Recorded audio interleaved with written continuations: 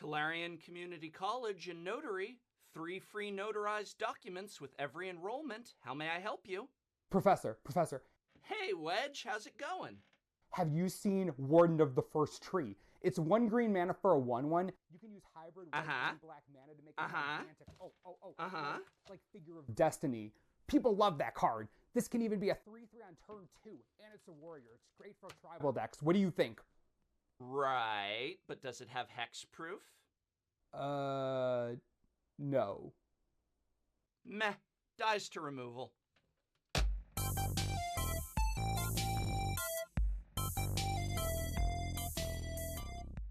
Hey everyone, my name is Wedge, and this is Dies to Removal, the new MTG YouTuber podcast. I know, I'm excited too. For this episode, and every episode from now until forever, I am joined by the illustrious, the magnificent, the well-dressed, devoted, brilliant, unparalleled, breathtaking co-host, the professor from Tolarian Community College. Oh, hello. So good of you to join us.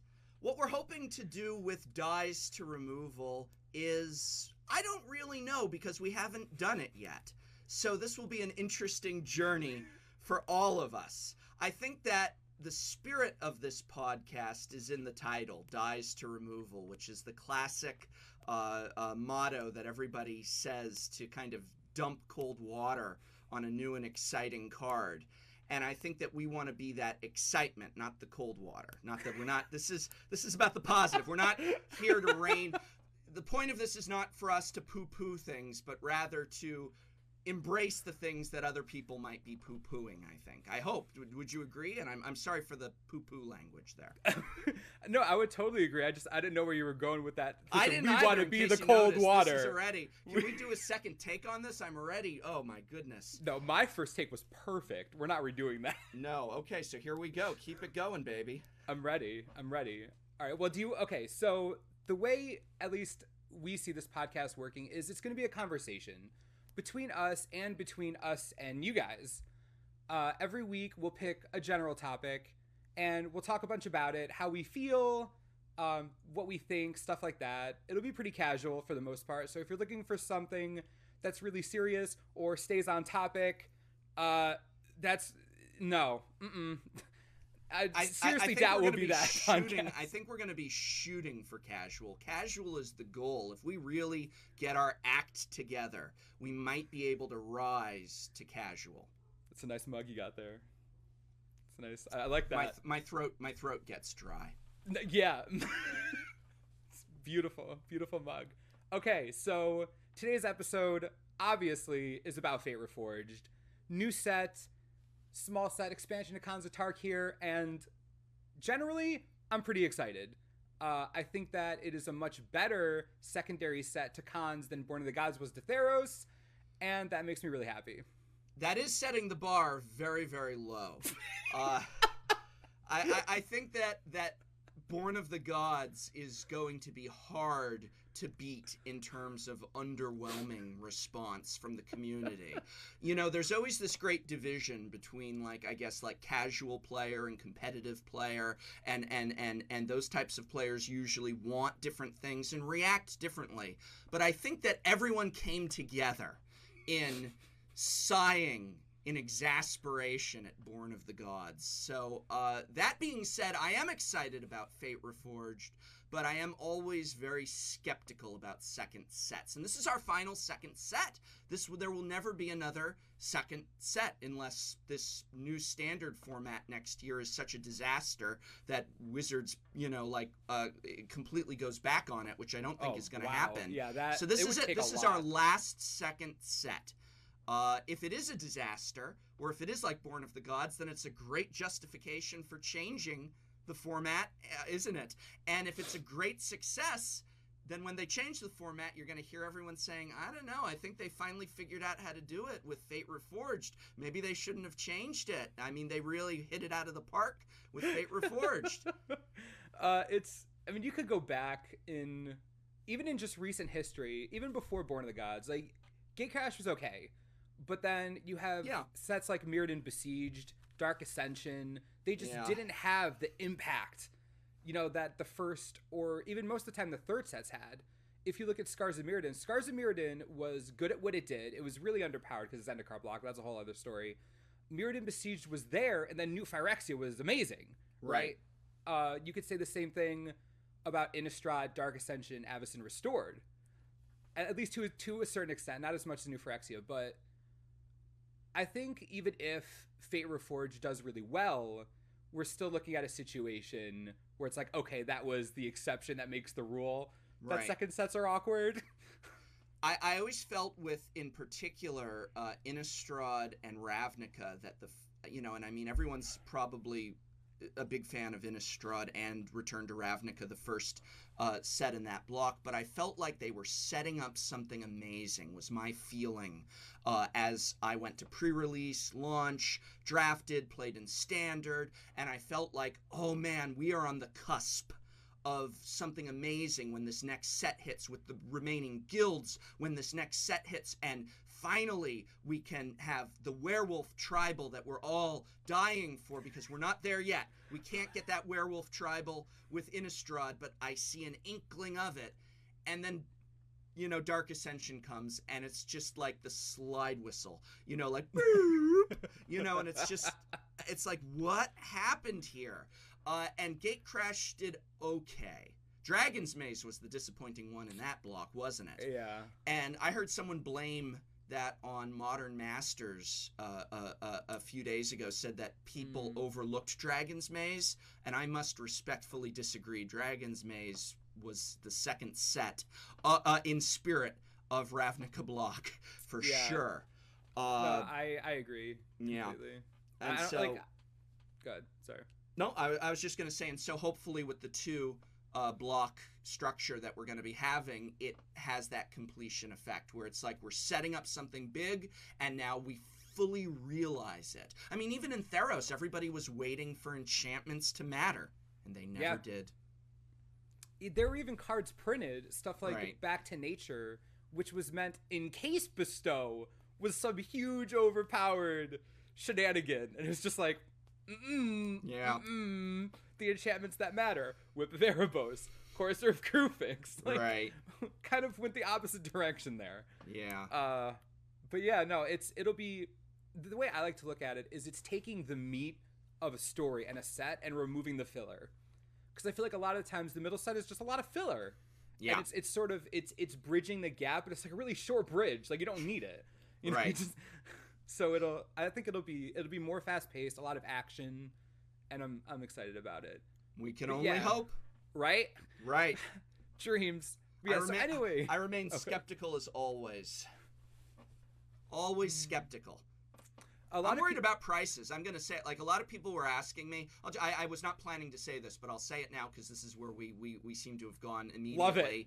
Good start. Everyone, I linked to your thoughts on the new upcoming Standard block and a couple other YouTubers' thoughts on that, and people were asking me what my thoughts were, and I'm like, I don't want to say till it happens, because Standard isn't my biggest format to begin with, but my big concern is the price.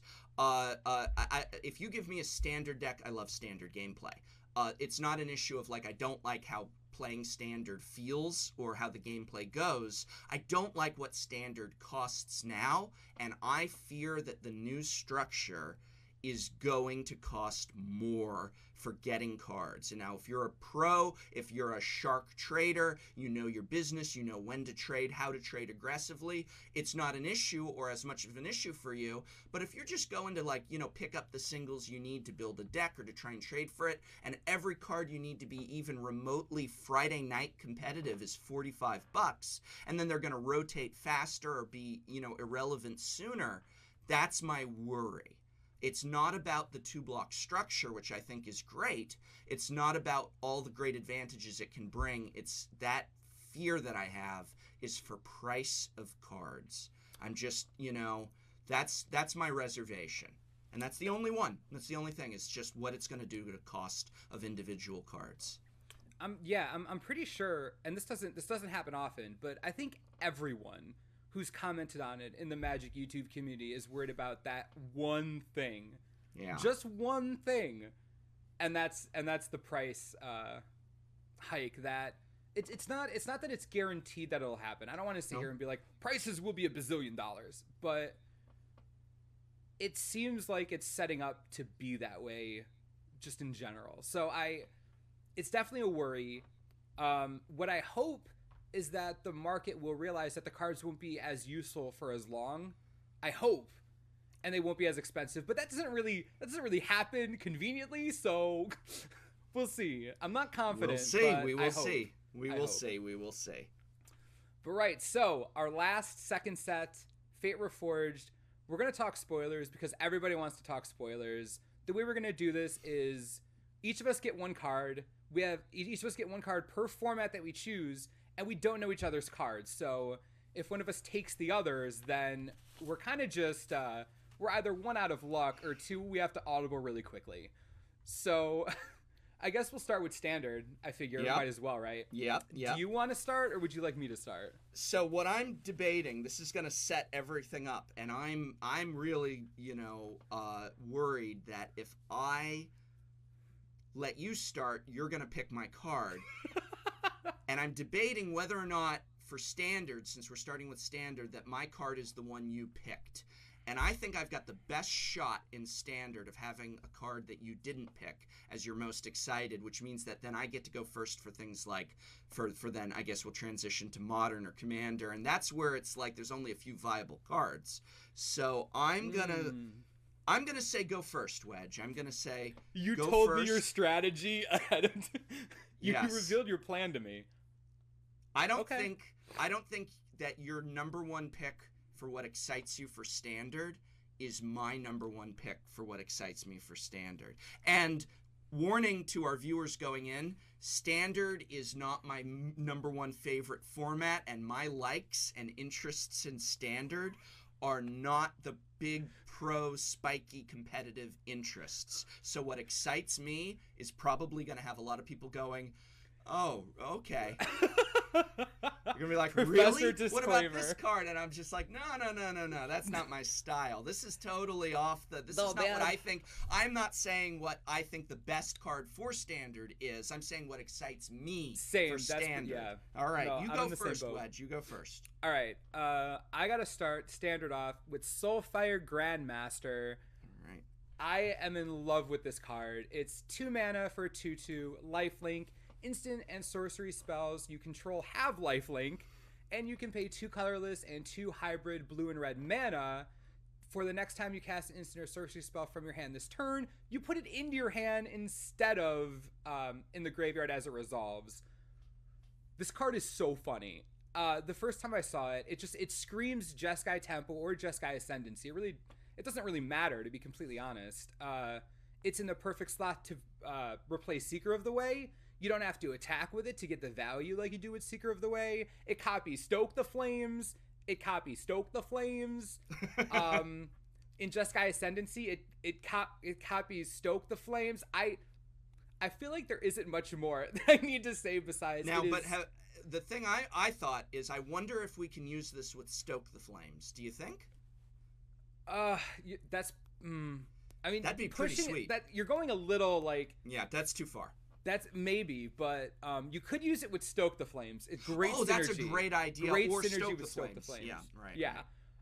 The one thing I do want to say is people are looking at it as a win more card. Like, when you're going to use it, you might be too far ahead. Right. What I say to that is it's 2 mana, and you can Lightning Strike with lifelink. You can Lightning Helix with a 2 mana permanent that doesn't need to attack. And this is the first time we've ever seen that I know of something that gives instants and sorceries something like lifelink. I've never seen that before. This is the first. Completely new mechanic. Very interesting. It was definitely on my list. It wasn't my pick, but it was definitely on my backup list. I am very excited about it. I would be curious to see where this goes in other formats as well. I think this is also one of those cards that, even if it doesn't become viable in, say, like modern, we modern fanatics are gonna try and see what we can do with it there. It's at least gonna be kicked around in other formats. It's a very exciting, very interesting, unique card. And you're right, turning a lightning strike into a lightning helix. Oh, love it. I think the last thing that I want to say about it that I think might be the biggest is that it opens the door to mechanics like this, applying interesting things that would normally be on creatures or other permanents to instants and sorceries. That's just cool. I like that. So what would be some other things like that, like death touch? Like if you've got pretty much death and touch. Sorceries have death touch, so suddenly I can shock a creature, and as long as that shock hits, it would die. That's overpowered. That's Pyroclasm? No, that's nuts. They could. Oh my God. Well, what about Pyroclasm with this? I mean, Wither. Wither. This has the potential to go off the rails. It does. I just think it's cool that they decided to put a very creature-oriented mechanic onto instances. That's just cool. I like that. Well, I think if there's one thing that has never happened in Magic's history over its progression, it's going from creatures to spells, right? Because it's all about the creatures. It's always been about the creatures. So finally, we're transitioning away from creatures into non-creature, boosts and bonuses and spells, which is good because it's just too many creatures in Magic. As a blue-white control player, I agree. Too many creatures? Too many creatures. What do you got? All right, well, I'm going to have to say that what I'm excited for in Standard is the Flame Wake Phoenix. That has got me really, really excited. I was a big fan of Chandra's Phoenix, and the Flame Wake Phoenix is very similar vibe to it. I would play with Chandra's Phoenix a lot in my red decks. I'm always a big fan of red, and so the Flame Wake Phoenix has me very, very excited. It is and I've lost my note on the casting cost, which is it's 2 red and a colorless, right? Yeah. And it's got flying and haste. It has to attack, and that's one of the big drawbacks, because at least with like Chandra's, you can use it as an emergency block if you needed to. So the Flame Wake has to attack each turn. But it's got Ferocious, and if you've got a creature of 4 or greater, when it's in the graveyard, you can pay just 1 red and return it to the battlefield during combat, as you move to the combat phase, and for it's 1 gross. Red. It's gross. Absolutely. And so the real thing is what are you going to have on the field that's 4? But you're going to have plenty of things on the field that are 4 these days, I think. Anything from if we start going 4 color and we've got some Siege Rhinos in there, that's what I'm immediately thinking. This card has got me very, very excited to be brewing up, or just maybe even putting something together in mono red. I think it's synergy with Sarkhan. Oh yeah, so good. Sarkhan not only goes into combat like a boss, but triggers Ferocious, and they both fit into the deck perfectly fine together. I think Flame Wake is standard playable. I think I said in a video, I freaked out. Oh, it is. Yeah. It is. It's exactly what you want from a Chandra's Phoenix replacement, without any of, and you have to attack each turn. It's a Phoenix. What are you gonna do? Yeah. Block with it? So I played Chandra's Phoenix I feel like I know Chandra's Phoenix inside and out, because when M12 was around, that was my deck, was Red Deck Wins. And that was actually, I won a game day with that deck, and it was one of my favorites, was the M12 into Innistrad Red Deck Wins that I had together. It was a lot of fun. And then when they reprinted it last year, and I brought it back, it wasn't quite, with the Mono Red Devotion. I had a Mono Red Devotion deck in Standard, and it didn't quite do me as well, but I still have a lot of experience with that card.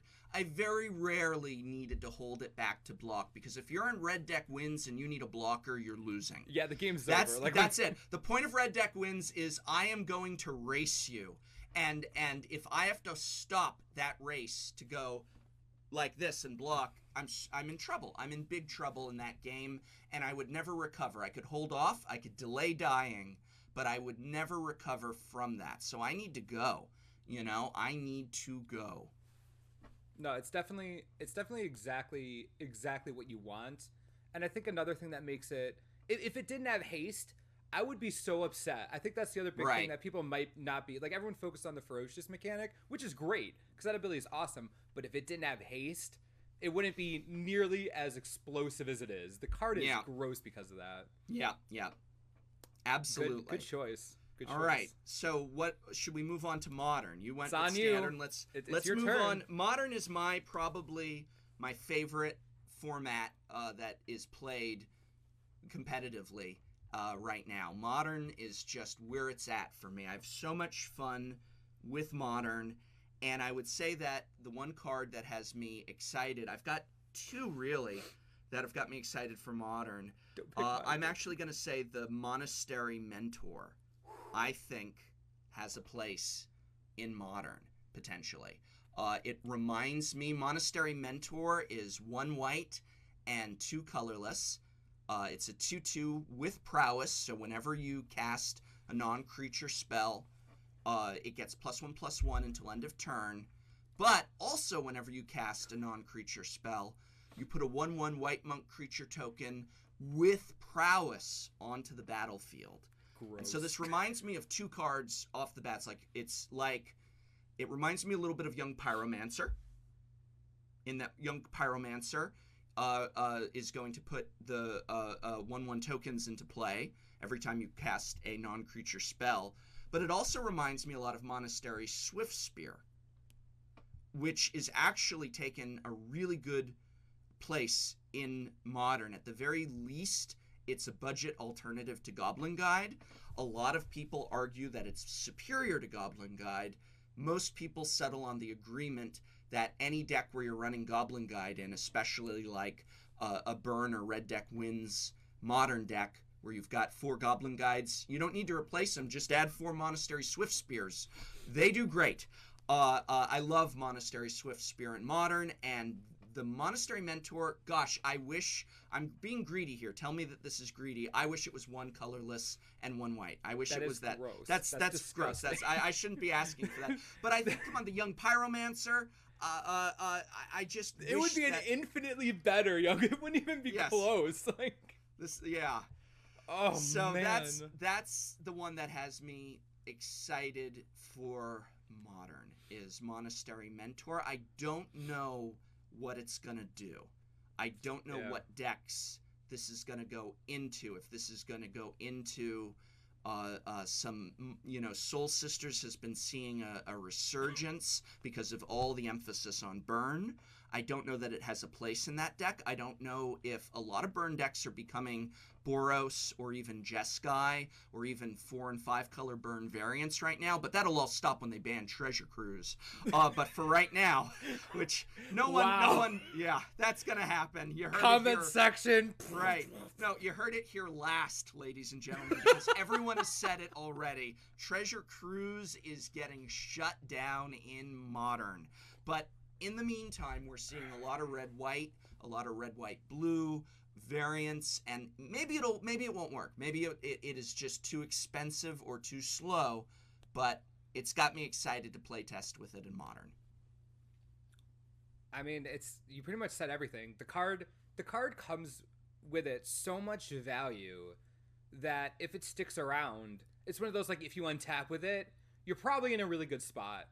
Is one of those situations, and I do like Modern a lot, but the decks that would use the Mentor, I'm not all that I'm not proficient in those, so I wouldn't know for sure, but the fact that the tokens are so good, it's ridiculous. But no, what it allows you to do that I really like is that, you have this balance between creatures and non-creature spells in your deck. And so if you want to stick, a Lightning Helix in your deck, which you do, then that means that's 1 less creature card that you've got in your deck. And if you are like me and you would love to have a deck that is all Lightning Bolts and Lightning Helixes and Paths to Exile and such, then you've got a problem that you don't have any creatures. And what's great about this is it's supplying you with those creatures, and those creatures are growing the more you're casting those Lightning Helixes, the more that you're casting those non-creature spells. And so it's serving such a great function. Yeah, it dies to removal, although if I cast protection for it, I'm still getting bonuses from it. And so it's like, oh, yeah, well, I'll just give it protection from that color. Easy enough to do in white. Thanks and for the it's gonna token. Grow and give me a token, and that token will grow when I cast another spell, and on and on.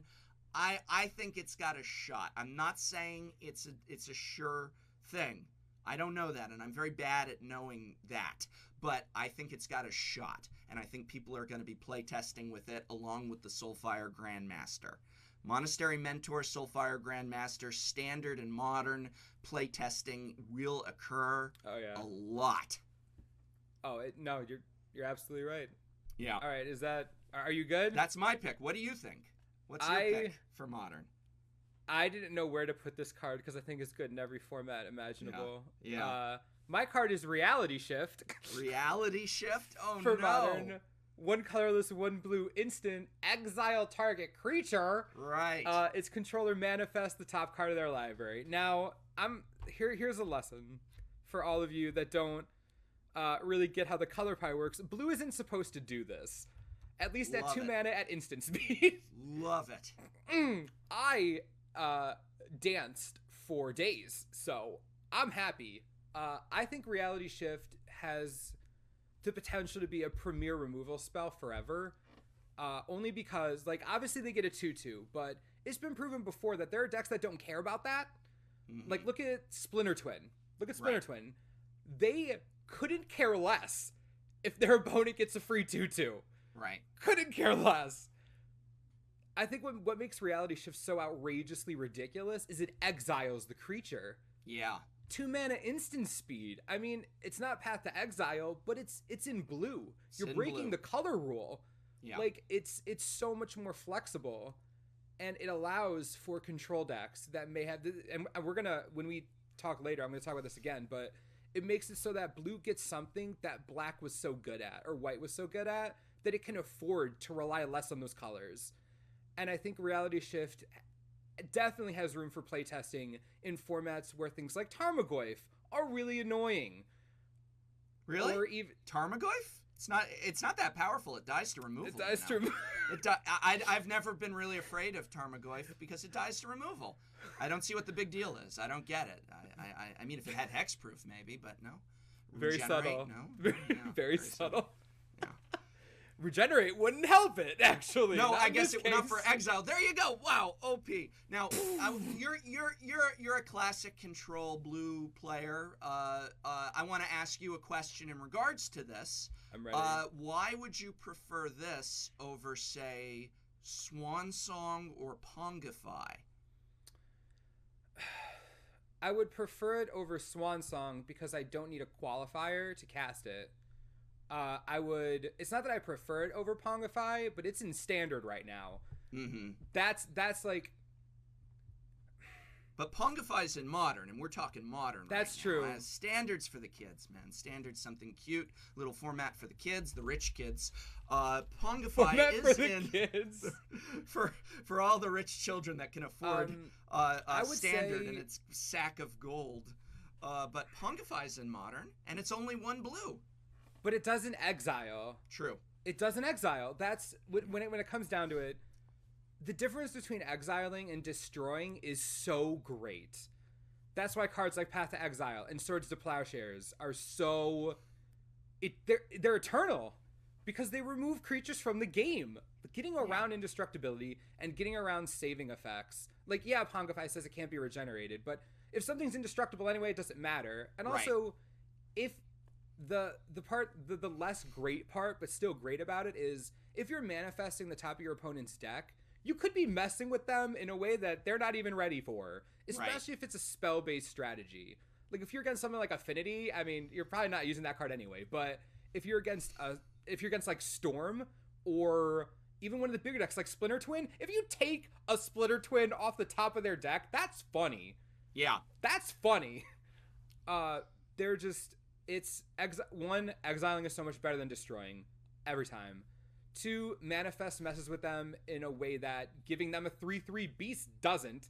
You don't take anything away from them with that. Mm-hmm. And it's just, yes, it's a 1 mana cost difference, but in a deck where you want to play Reality Shift, that 1 mana I don't think matters. As a control player, yeah, I will usually have 2 mana for removal like that if I want it.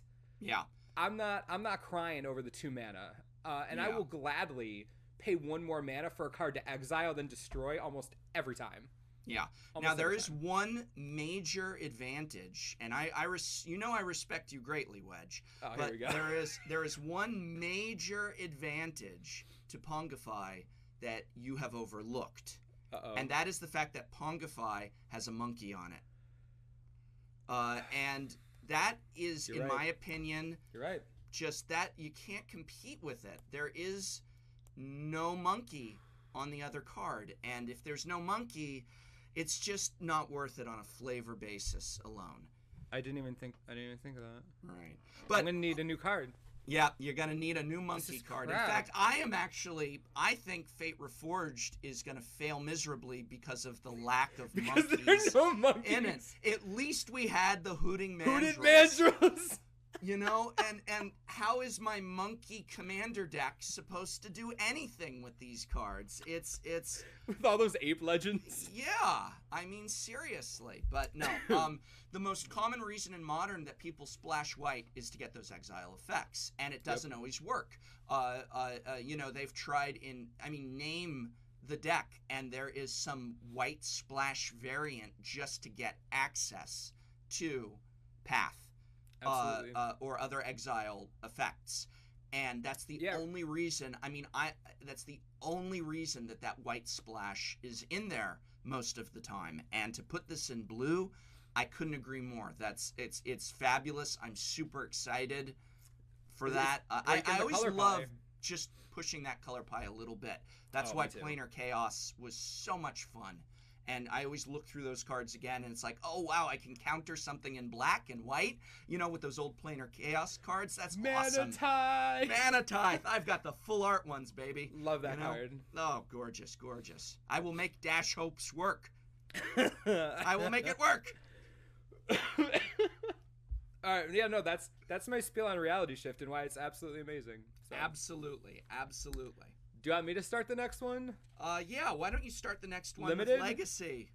Legacy. We I are forgot- not talking I about forgot to Legacy. get- oh, good, because I forgot to get a Legacy one. My Legacy card is Reality Shift. Yeah, my Legacy card is the Phoenix. I think it's going to be great in Legacy Burn. What is? Yeah, You cut the out. Phoenix. No. Oh, did I? I jokingly said the Phoenix. Oh, Legacy. Yeah. Yeah, absolutely. Yeah, It's the new and top if end you- in Blue Red Delver in, Right. in Oh, yeah, Legacy. Absolutely. No, I actually don't have a Legacy pick. So why don't you do Limited? You know a lot about Okay. Limited. All right. There are, first of all, I would like to disclaimer by saying there are a lot of amazing limited cards in Fate Reforged. It's going to be a great support set for cons drafting.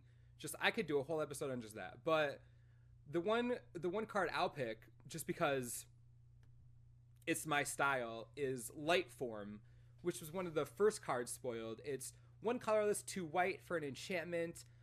You manifest the top card of your library and attach it because it's an aura, and it gets flying and lifelink. So you have a 2/2 flying lifelink manifest card with this as an enchantment. A 3 mana 2/2 with flying and lifelink is disgusting in limited, in any limited format, regardless of anything. It is absolutely gross. Not only do you have the ability, if it's a creature, and if it's a creature, you can turn it face up and it keeps the enchantment at some point if that's what you want. So that's cool too. But 3 mana for 2/2 flying lifelink gives you tempo in a format where tempo is needed to outlast a lot of opponents. No pun intended, since outlast, yeah.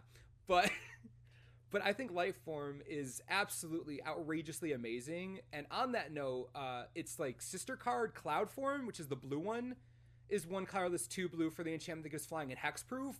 Also disgusting. Absolutely ridiculous. I think that they're both uncommon. They're both at uncommon level, but they're first picks, even though they're double white or double blue. You just grabbed 2 cards, man. You just grabbed 2 cards. They're like this. If I pick light form and you pick cloud form, how boring would that be? Yeah, sure. Well, it's not like I was gonna pick Cloud Form or anything. I mean, seriously, you know. Wait, you had cloud form? Okay, I got another pick. No, you're absolutely right. And the flying and hexproof in limited, what are you going to do? You know, I mean, at that point, it's not like you've got the type of, you know, toolkit or sideboard tech that in standard or modern you're going to maybe have available to deal with that. That's so hard to have to deal with in terms of your opponents. They might get lucky, but that's very hard to have an answer to. And it quickly turns into, you know, a win condition. Yeah, no, like flying in general should be valued as one of the like most wanted mechanics in a limited format. Yeah, it just should be. Like if you're not taking not you, like viewers, if you're not taking flying creatures, I always take flying creatures. What do you mean? That's why I said not you. No. I said not you. I was talking to the viewers. Why? I'm saying if you're not taking our viewers don't know this, I have more faith in our viewers. Let us know in the comments if you agree with Wedge. Okay, wow, really? That's what you're going to do right now? No, I'm just kidding. Wow, just take flying creatures there. Gosh. I concur. What was your pick? My pick is actually a creature. My pick is actually Warden of the First Tree. Yep. I love that card. It's Figure of Destiny in green and white, or green and black, or green and white and black, essentially. What's so great about Figure of Destiny, and what's so great about... Oh, and I should probably say what it does. Warden of the First Tree is 1 green for a 1/1. But wait, there's more. You can invest in this creature's development. And if you spend a colorless and either a white or a black, it's hybrid white-black. And what's great just right off the bat that it's hybrid mana is that this can go in a Selesnya build that you're running. This can go in a Golgari build that you're running. This can go in a white, green, blue build, Sultai build. It's okay because it's got that hybrid. It maybe constrains you in Commander with the color identity issue. And I think I'm willing to bet you were going to say Warden for Commander. You'll tell me if I'm right in a moment. But I don't like him as much for Commander. I really like him for Limited, because one of the big problems in Limited is that your mana curve early on, you may not get something for a turn 1 or turn 2 drop. But if you get those cards that you've put in there for the turn 1 or turn 2 drop late game, where you've got oodles of mana, I just drew something that's a 2/1 for 1. That's great turn 1, not so great turn 5 or 6. And as we know from Cons of Tarkir, and I don't know that Fate Reforged Limited will be this way, but those games go long, don't they? This was not a fast limited format for Cons. This was a longer, more complex limited format.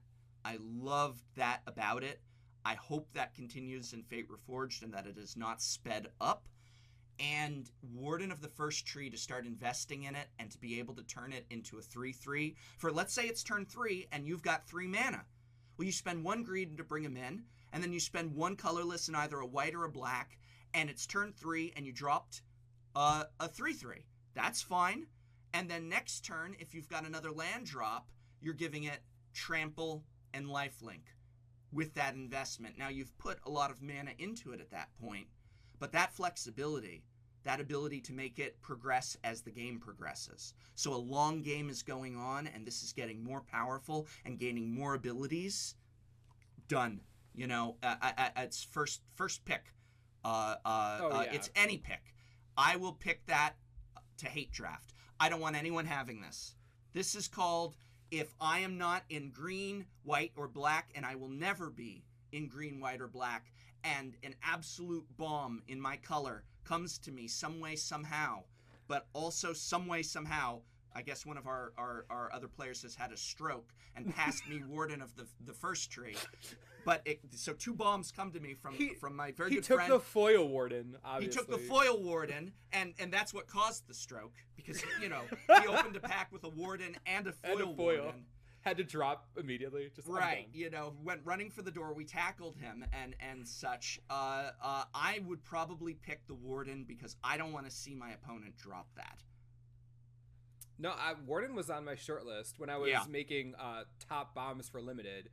That card is absolutely outrageously good. And you're right, it's because the late game viability is there.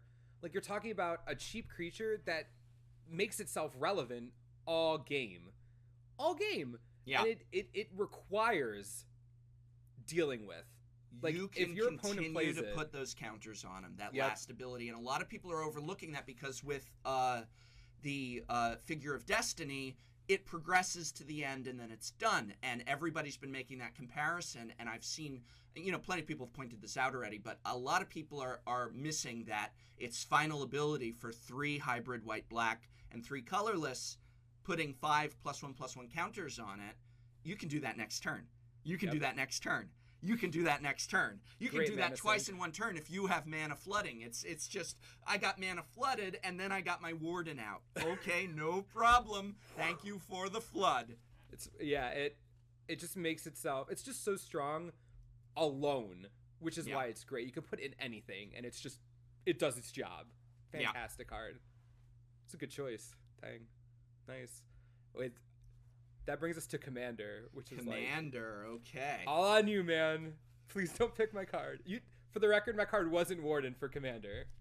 Okay, so my pick for Commander is well, I guess it was card spoiled on the Mana Source, and I got very excited about it when it was, because it does not die to removal. And that's something I really like in a commander. One of the best things, I have a sapling of a Kulfinar deck, and one of the most overlooked things about sapling is that she's indestructible. Having an indestructible commander, beautiful. Just beautiful thing to have. This isn't indestructible, but it's got hexproof, it's got flying, it's Silumgar, the Drifting Death. I absolutely want this, if not in a Dragon Commander deck, if not in just a Dimir Commander deck with it as Commander. I want this somewhere in between on that spectrum. I think this is fabulous for Commander, but I am envisioning it possibly as a staple in Scion of the Ur-Dragon deck as well, to bring that out. It's 1 black, 1 blue, and 4 colorless, so, a little costly. It's at that 6 threshold where we got to compare it maybe to the Titans and say, would you rather have this than a Grave Titan, or would you rather have this than a Frost Titan? Definitely yes on the Frost. But it's 3/7, legendary creature dragon, flying hexproof, love it. And whenever a dragon you control attacks, creatures defending player control get -1/-1 till end of turn. This can stack up. This can wipe out their forces. It's not just -1/-1 once. It can end up just wiping them out in terms of creatures on the ground, or at the very least, flyers tend to be weaker in terms of toughness on average, and taking care of those flyers, taking care of all the little 1/1s or 2/1s that are really there for their abilities, not so much for their, power and toughness.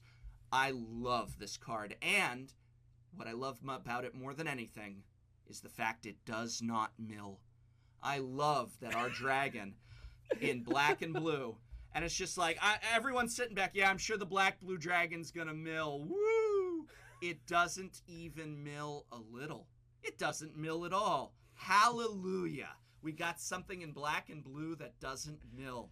Saints be praised.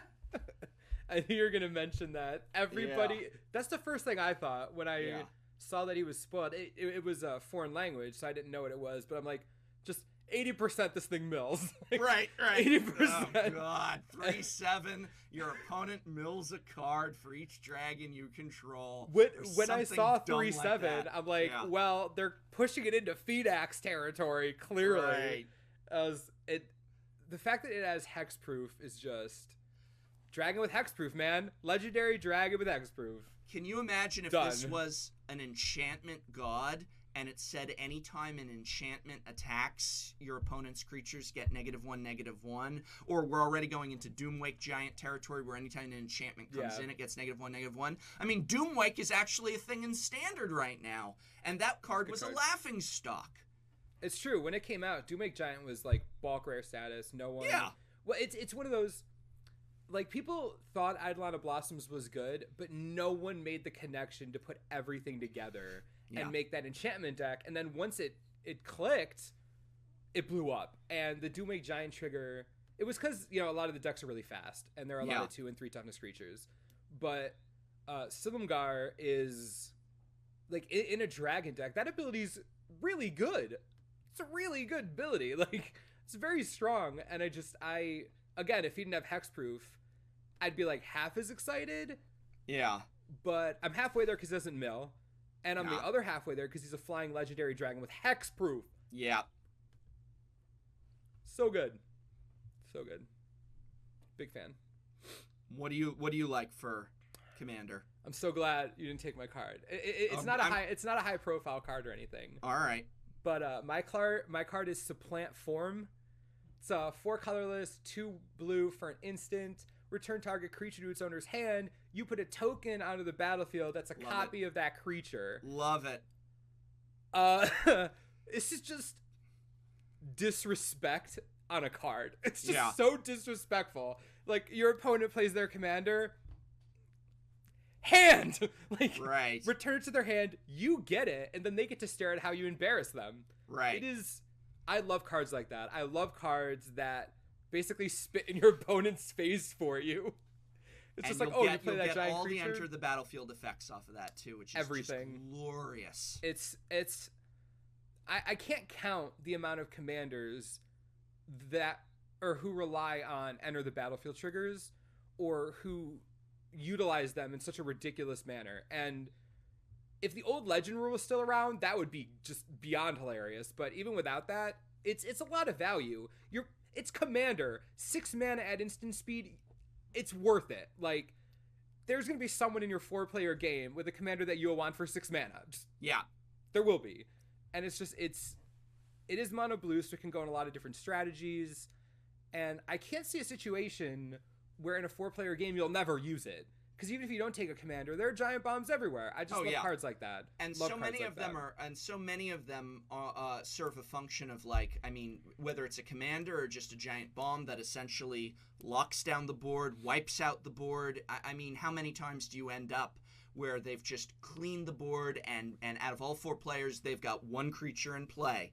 And it's some big fatty that's going to be coming your way, and just, absolutely. Bop. Tables have turned. It appears the tables have turned, my friend. No, it just screams commander and that fun interaction. I really think one of the things that I don't like about the commander pre-constructed decks are all these made just for commander cards where they're trying to force that kind of silly shenanigans. Some of them work, some of them don't. But I feel that, like, players find the cards that are fun in Commander, and that you can't engineer fun on that level. And I don't think, I really give R&D great credit in all that they do, but I don't think that they made this card with Commander specifically in mind, or funny shenanigans in Commander in mind, but that Commander players see it, and they see the fun and the laughs and the roars of pain and delight that are going to ensue as soon as they see this card. It was on my short list if you stole my dragon. Definitely. Yeah. Yeah, it's definitely, I mean, it's a bomb for Commander, or it's a bomb for Limited too. So, like, I mean, it's in the rare slot because of its power in Limited, I think. Yeah. Because, like, one, return effects on Limited are already gross, but being able to get your own creature out of it is even better. So I don't think I agree with you. It wasn't made specifically for Commander, but that's definitely one of those cards like, oh, how funny would it be if I did this? And no, I totally agree with you. That's definitely what it should be like. And that's what it's like with Supplant Form, because that card's hilarious. Fabulous card. I'm really looking forward to getting that. If you took Supplant Form, my backup was Dagatar, the Adamant, just because he goes in Gav. It's the only reason. which is a great deck that I don't want to go into, but it's all a bunch of counters and ridiculousness. I'm Another also, episode. I'm also thrilled for Crux of Fate because I don't think it's going to be expensive, and that's great for Commander because it's black board wipe and it's cheaper than Damnation, and I've got enough colors in Commander that have no black and no white. I'm sorry, that have black but no white, and I need some board wipe because it's Commander, and I've only got one Larry Niven's disc in there, and so Crux of Fate. Oh, it's 5 instead of 4. I'll take it. I'll take it with both hands open, and I go up against Scion of the Ur-Dragon plenty.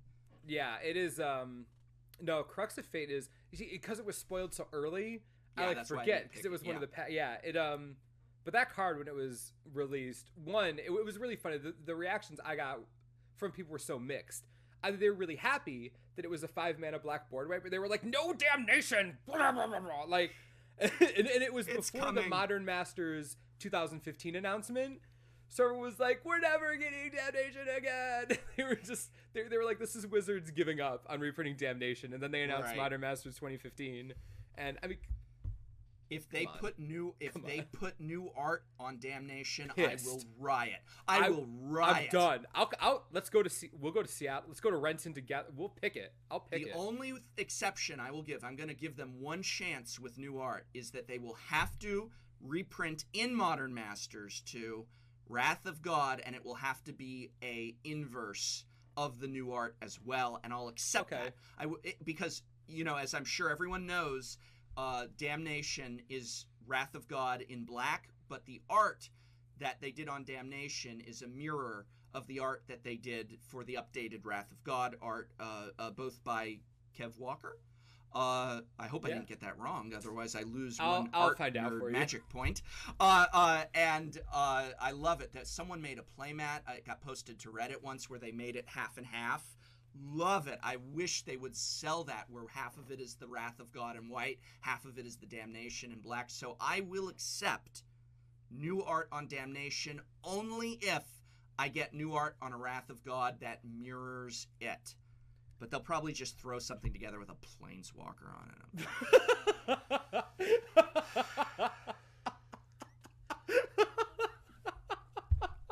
They'll find a way to put Jason Fibblethip in the Damnation.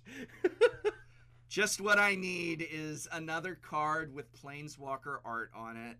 And then they'll put that on the playmat and on the boxes and on the sleeves. Planeswalkers. Oh, although I gotta say, okay, so in case people hadn't noticed, I am a little bit of a curmudgeon about Planeswalkers and all the attention that they get, and I would really like to see playmats without Planeswalker art and a little less emphasis on Planeswalkers in the storyline always. And that being said, I am through the roof for Ujin because he's going to show up in Modern. He was one of my backups for Modern. He's going to get tested out in Tron, in red-green Tron. It might not work, but we might swap out a couple Karns for Ujin. I love the art. I love the character. I love the flavor. I want that alternate art. I want that game day playmat. Wedge, I see you have a hand up. Yes. Are you pronouncing it Ujin? I am pronouncing it Ujin, yes. Huh. How are you pronouncing it? Ujin. Ujin. Ujin. Ugin.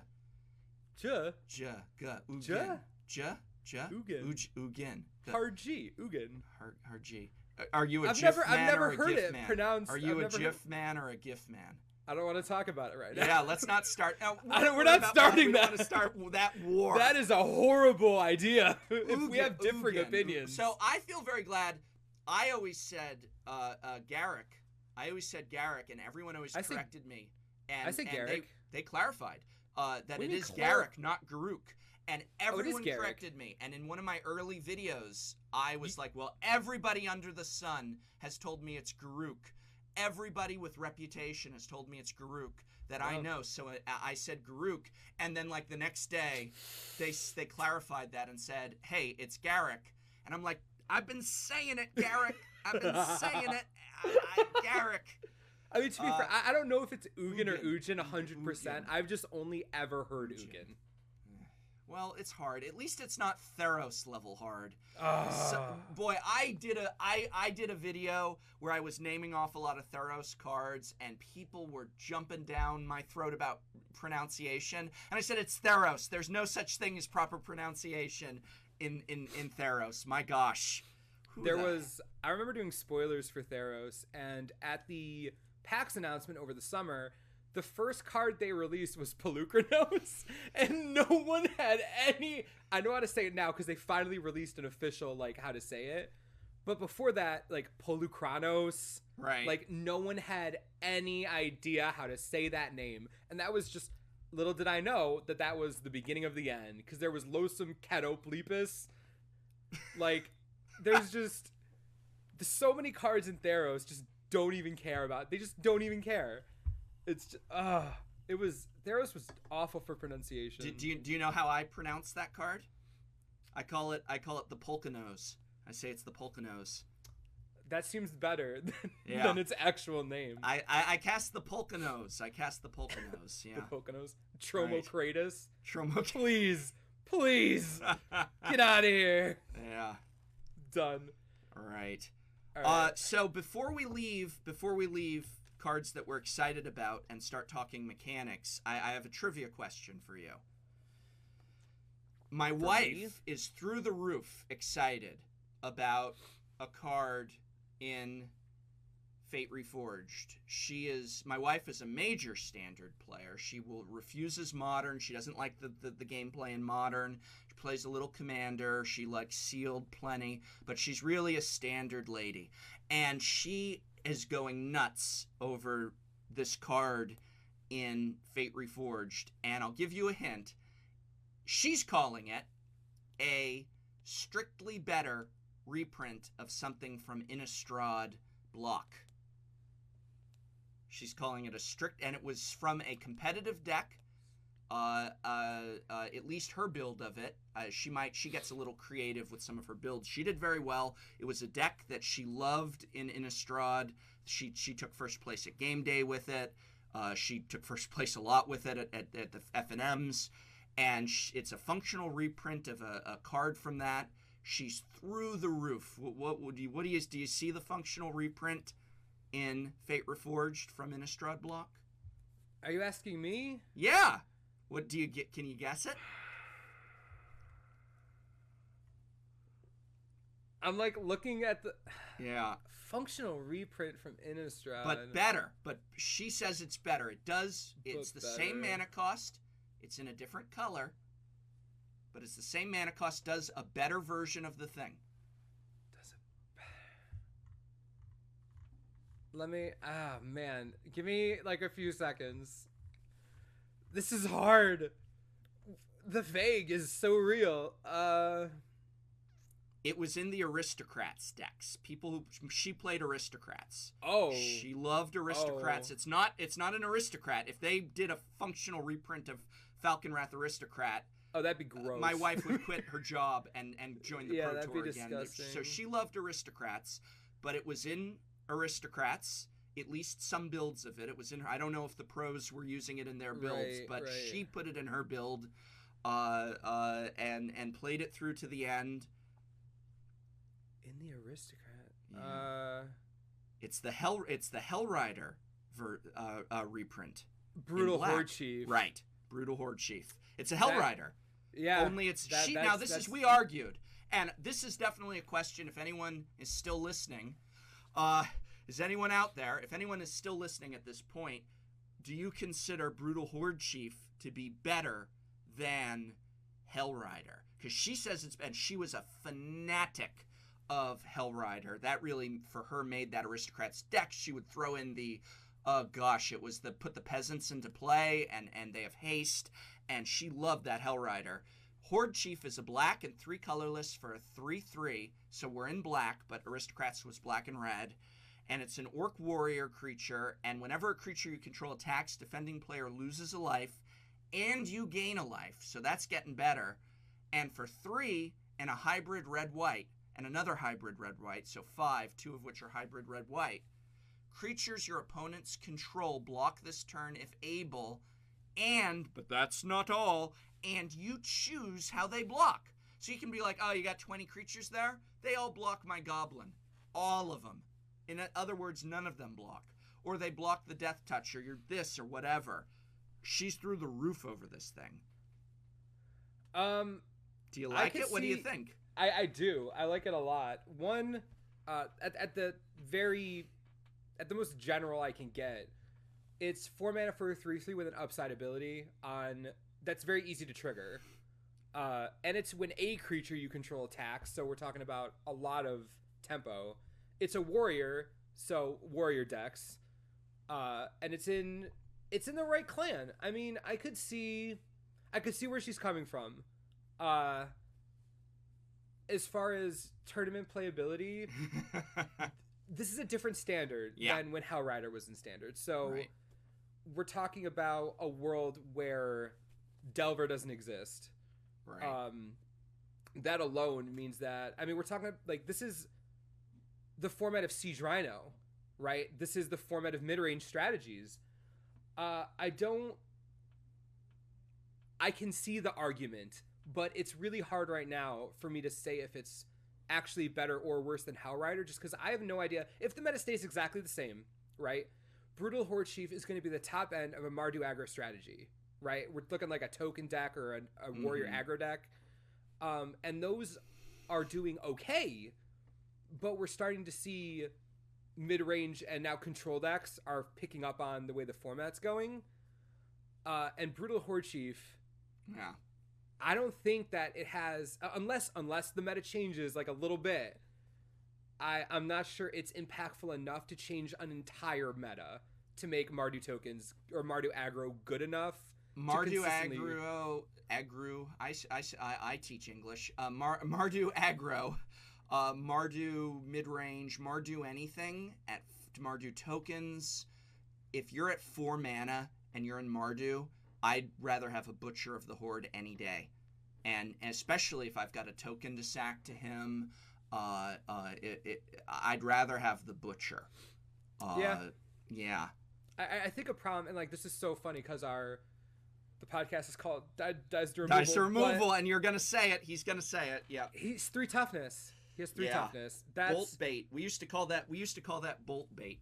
I mean, there's a few reasons why that's true. One, he's good to get rid of regardless, but 2, in the decks that he's in, people aren't going to want to use their removal on the other creatures. Right. Like, he's going to be drawing a lot of hate from people. He's going to be drawing all of the top end removal.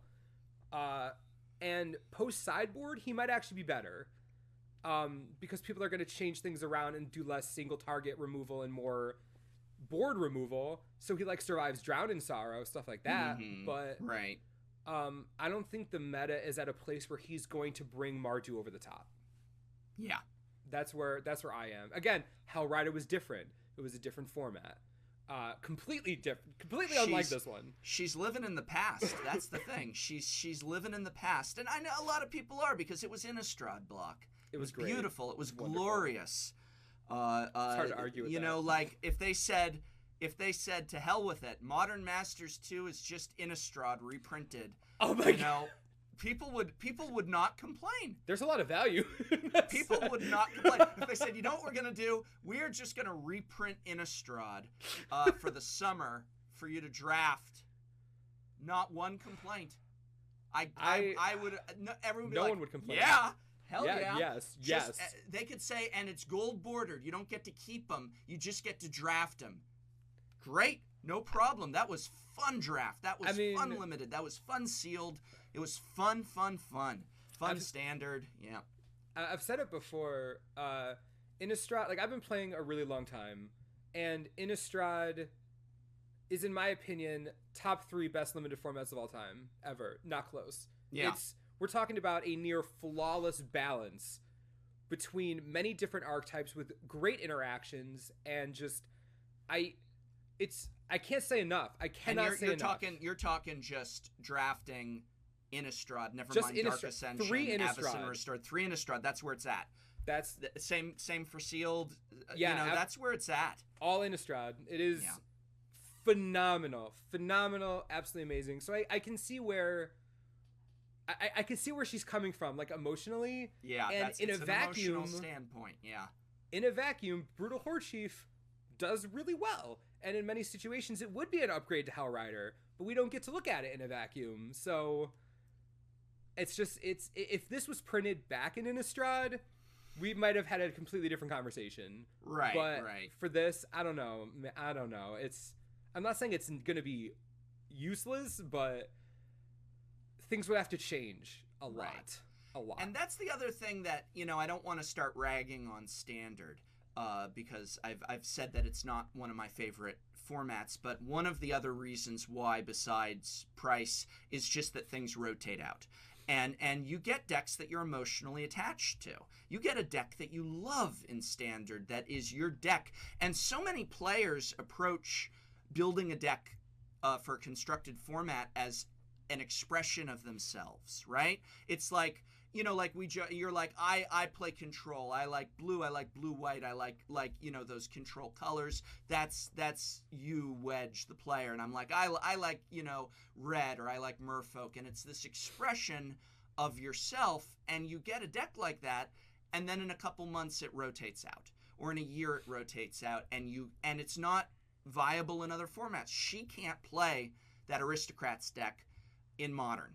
It's not going to work in Modern if she wants to go in and win, the Modern tournament that our card shop has Thursdays and Saturdays and whatever, or a Modern, PTQ. It's not going to work. She can't update it or upgrade it. People have tried. We looked around.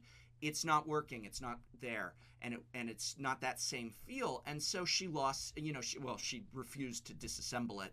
And I have to pull out my Unburial Rights deck from time to time and go up against it because, Jeez. Yeah, she's just like, you are going to need to buy a second set of the dual lands that you need for, your other decks, because they're not coming out of this. She's having trouble. No, she won't let go of it.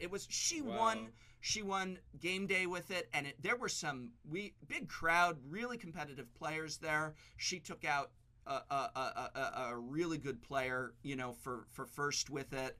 It was like her, when you guys see me in a video use the Damnation playmat, that's with her permission. That's her playmat that she won. Not Damnation.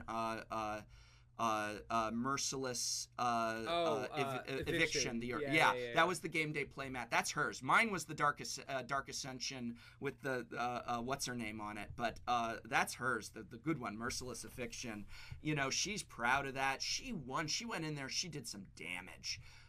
One of her students showed up and was like, "You play Magic?" and an event started, and she totally 2-0'd him. And I was just joking, like, you schooled him in that too. You taught him some things there. Slap, destroyed. But people get, you know what I mean? Like, I'm sure there's an old Standard deck that you've got some feelings for, and it's like you're never gonna get to play that again.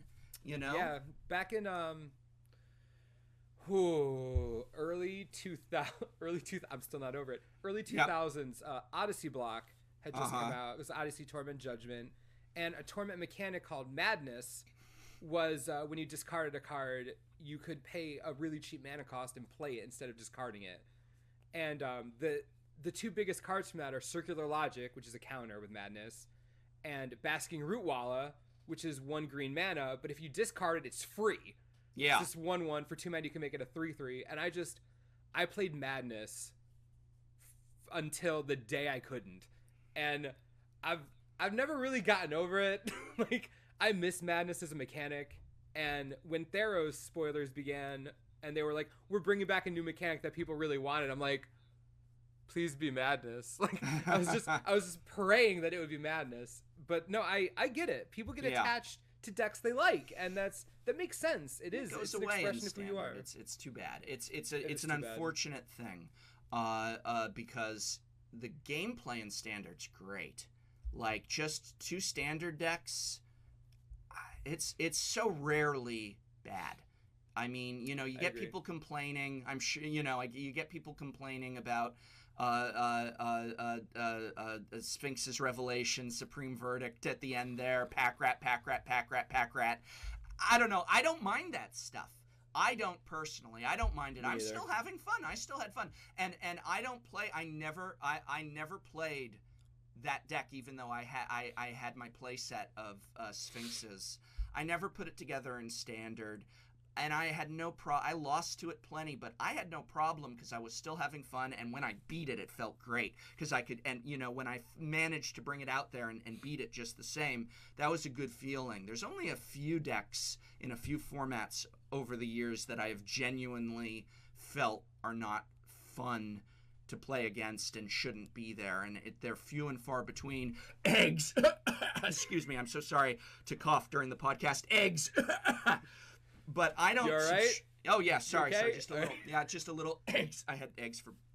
Anyway, I don't subscribe to that feeling that a lot of players have, like we should get rid of control or we should get rid of burn or it's not fun. It's fun. I'm playing Magic.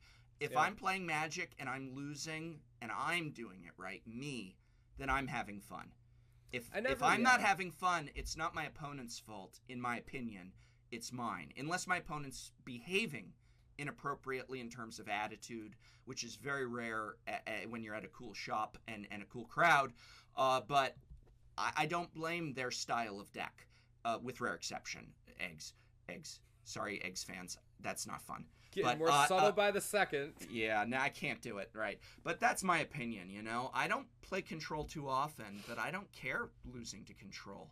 I lost to the blue-black control that's emerging now in Standard. Last week at F&M, I played against a very good player, and he pulled it out. I hadn't really gone up against it yet, and boy, that's a brutal deck. I could do very little. It's brutal. It shut me down. Blue-black, the Perilous Vault, and I was just sitting there, nothing. I thought it was a blast. It was a great deck. I was impressed, and then I started looking it up and reading it, and I wanted to figure out how to beat it. That's my response is I want to beat him next week. I want to figure out how to do it next week, or at least make him sweat, No, I've been a control player for a really long, pretty much forever. And mono, even like Boss Sly or like super fast mono red decks, like I don't play them, but I get why people play them. I don't mind losing on turn 4. Like if I lose on turn 4 or even like turn 3, it's like, all right, like good job. Yeah. Jeez, nice blow up in my face. Like if that didn't exist, if that, aggro, mid-range, control, tempo, like if all these didn't exist, what kind of game would we be playing? Like, what's the point if you're trying to limit? No, it's having as many different deck types as possible is great. And even during, if you go back to Zendikar, Scars of Mirrodin Standard, there's a deck called Caw-Blade. For those of you, if you weren't around for that, they've still heard about it because the old fogies at the shop still go, Caw-Blade, why in my day, Caw-Blade? You still hear about it. I wasn't playing during Caw-Blade. I was on hiatus, and I heard about it from the first day I returned to the format. Not surprised. Was Caw-Blade. They were talking about it the other day. Go on. This deck was so overpowering that it lowered tournament attendance by 30% across the board. 30%. Ooh. You would see Star City Games opens with under 500 people, like under 400, 300 people. Grand Prix way down. But what happened was new players weren't going to these events, but because Caw-Blade was like 80% of the field, people who won those games would win because they're better players. That's how it ended up being. So even if you're in a stale meta, pros loved that. Like if you ask pros, they loved Caw-Blade because it got to like that mirror match. It got to a point where the deck was like so good they couldn't make it any better, pretty much before the bannings. And even then, watching those games, so interesting. It's just watching two pros play the exact same deck, but seeing how they differ in their play style. Oh, it was absolutely fantastic. And even when stuff like that happens, it doesn't mean that, Standard has to be bad. It just means that now what you can learn from it changes. Like, and I think that's something that people take for granted a little too much. Yeah. Which is unfortunate, but yeah, no, I'm with you. I'm all for the more decks in Standard, more strategies, the better. I don't care how degenerative they are, unless it's to a point where it breaks not the rules of like outside the game, but it alters things. Like eggs takes way too long. Like that goes beyond the game. Yeah. So I get that. And like when Affinity was in Standard, when Mirrodin came out, that wasn't fair, because like it went beyond just strategy, because the deck played itself, and there was the best deck to play, and there was nobody in the world that would disagree with you. But they banned it. So like, but other than that, you know, most of the time it's fine. Like, yeah. I think it's perfectly fine. People overreact too much about stuff like that. In Magic, really, I've always found everyone to be very level-headed, calm, rational. Really overreact. I can't believe the unbanned Bitter Blossom Fairies is gonna win the Pro Tour. Right. Now I want a finance guy. I want to get a finance guy to explain to me why Bitter Blossom is still so expensive if it's doing nothing in Modern. Potential value. It was $10 when it was banned in Modern. That means that whatever performance it's doing in Commander, in Legacy, in other formats, that without it being in Modern, it's a $10 card. And it's banned in Modern. And when it is unbanned in Modern, it shoots up to $40. And it has done, and this is coming from a Modern fanatic here, that deck has done nothing. And it's not that we did not try, because everyone wanted to make something happen with that deck. And we have tried every variant we can. And it just is not a particularly successful deck in Modern, at least on the highly competitive level. Not yet, anyway. We haven't cracked that code. That's why it's still worse. Why is it still 40 then? Because you said not yet. Not yet. It's about potential value. Anything has the potential. People remember, for people who are around for Bitter Blossom and Standard, one, they remember. Two, it was on the ban list to start, so people who weren't around for it are like, Bitter Blossom, Bitter Blossom, Bitter Blossom. And like, honestly, it's a price hike of hype. That's what it is. The hype for Bitter Blossom is so high and eternal at this point, because people have heard about Bitter Blossom forever, that the price isn't going to go down just because people are waiting for the moment where it becomes broken like it used to be. Yeah. And they don't want to miss it. Like if I owned like 20 Bitter Blossom, you know, I wouldn't get rid of them for $20, because I'm like, well, what if? What if? No one has Bitter Blossoms. No one has Bitter Blossoms. Like, that's what it is. And it's not the first time that's happened, but it is one of the most egregious, for sure. It just, God, yeah. We'll see if that gets reprinted in Modern Masters, too. It doesn't, that's the thing, is Damnation... Damnation is not doing anything in Modern either. Well, I did point out in the video it wasn't for that. Yeah. Obviously, we'll like, Damnation needs a reprint, but not at all because of Modern. Right. Like, it's one of those points where whenever a new set comes out, the first question people ask is Damnation going to be in it? Right. And when that happens, like, there's something wrong. Yeah. Like, that shouldn't be a thing. It was a major flavor loss that Damnation and Wrath of God were not in Theros block. It should have been Wrath of God in the third set, because he killed Heliod, who I never trusted. I never trusted him from the start. You can never trust that. You can never trust the, like, I'm figure. all pure. Anyone who says I'm all pure and I'm all noble and I'm all righteous and you should follow me on virtue alone, that is the last person I trust. It should be. Yeah. I mean, even the Wrath of God print in Annihilation had Heliod on it. So why isn't it there? Yeah. And Damnation should have been in Theros, you know, or maybe it could have saved Born of the Gods. I don't know. You know, like, to be fair, put some interest there, but they wanted to move to 5 mana sorcery speed for Wraths, like for board wipe effects. I get. Believe me, I'm with you. I was not happy. Yeah. I don't like sitting around. I don't care about what it would have done to the format. Me neither. Flavor fail.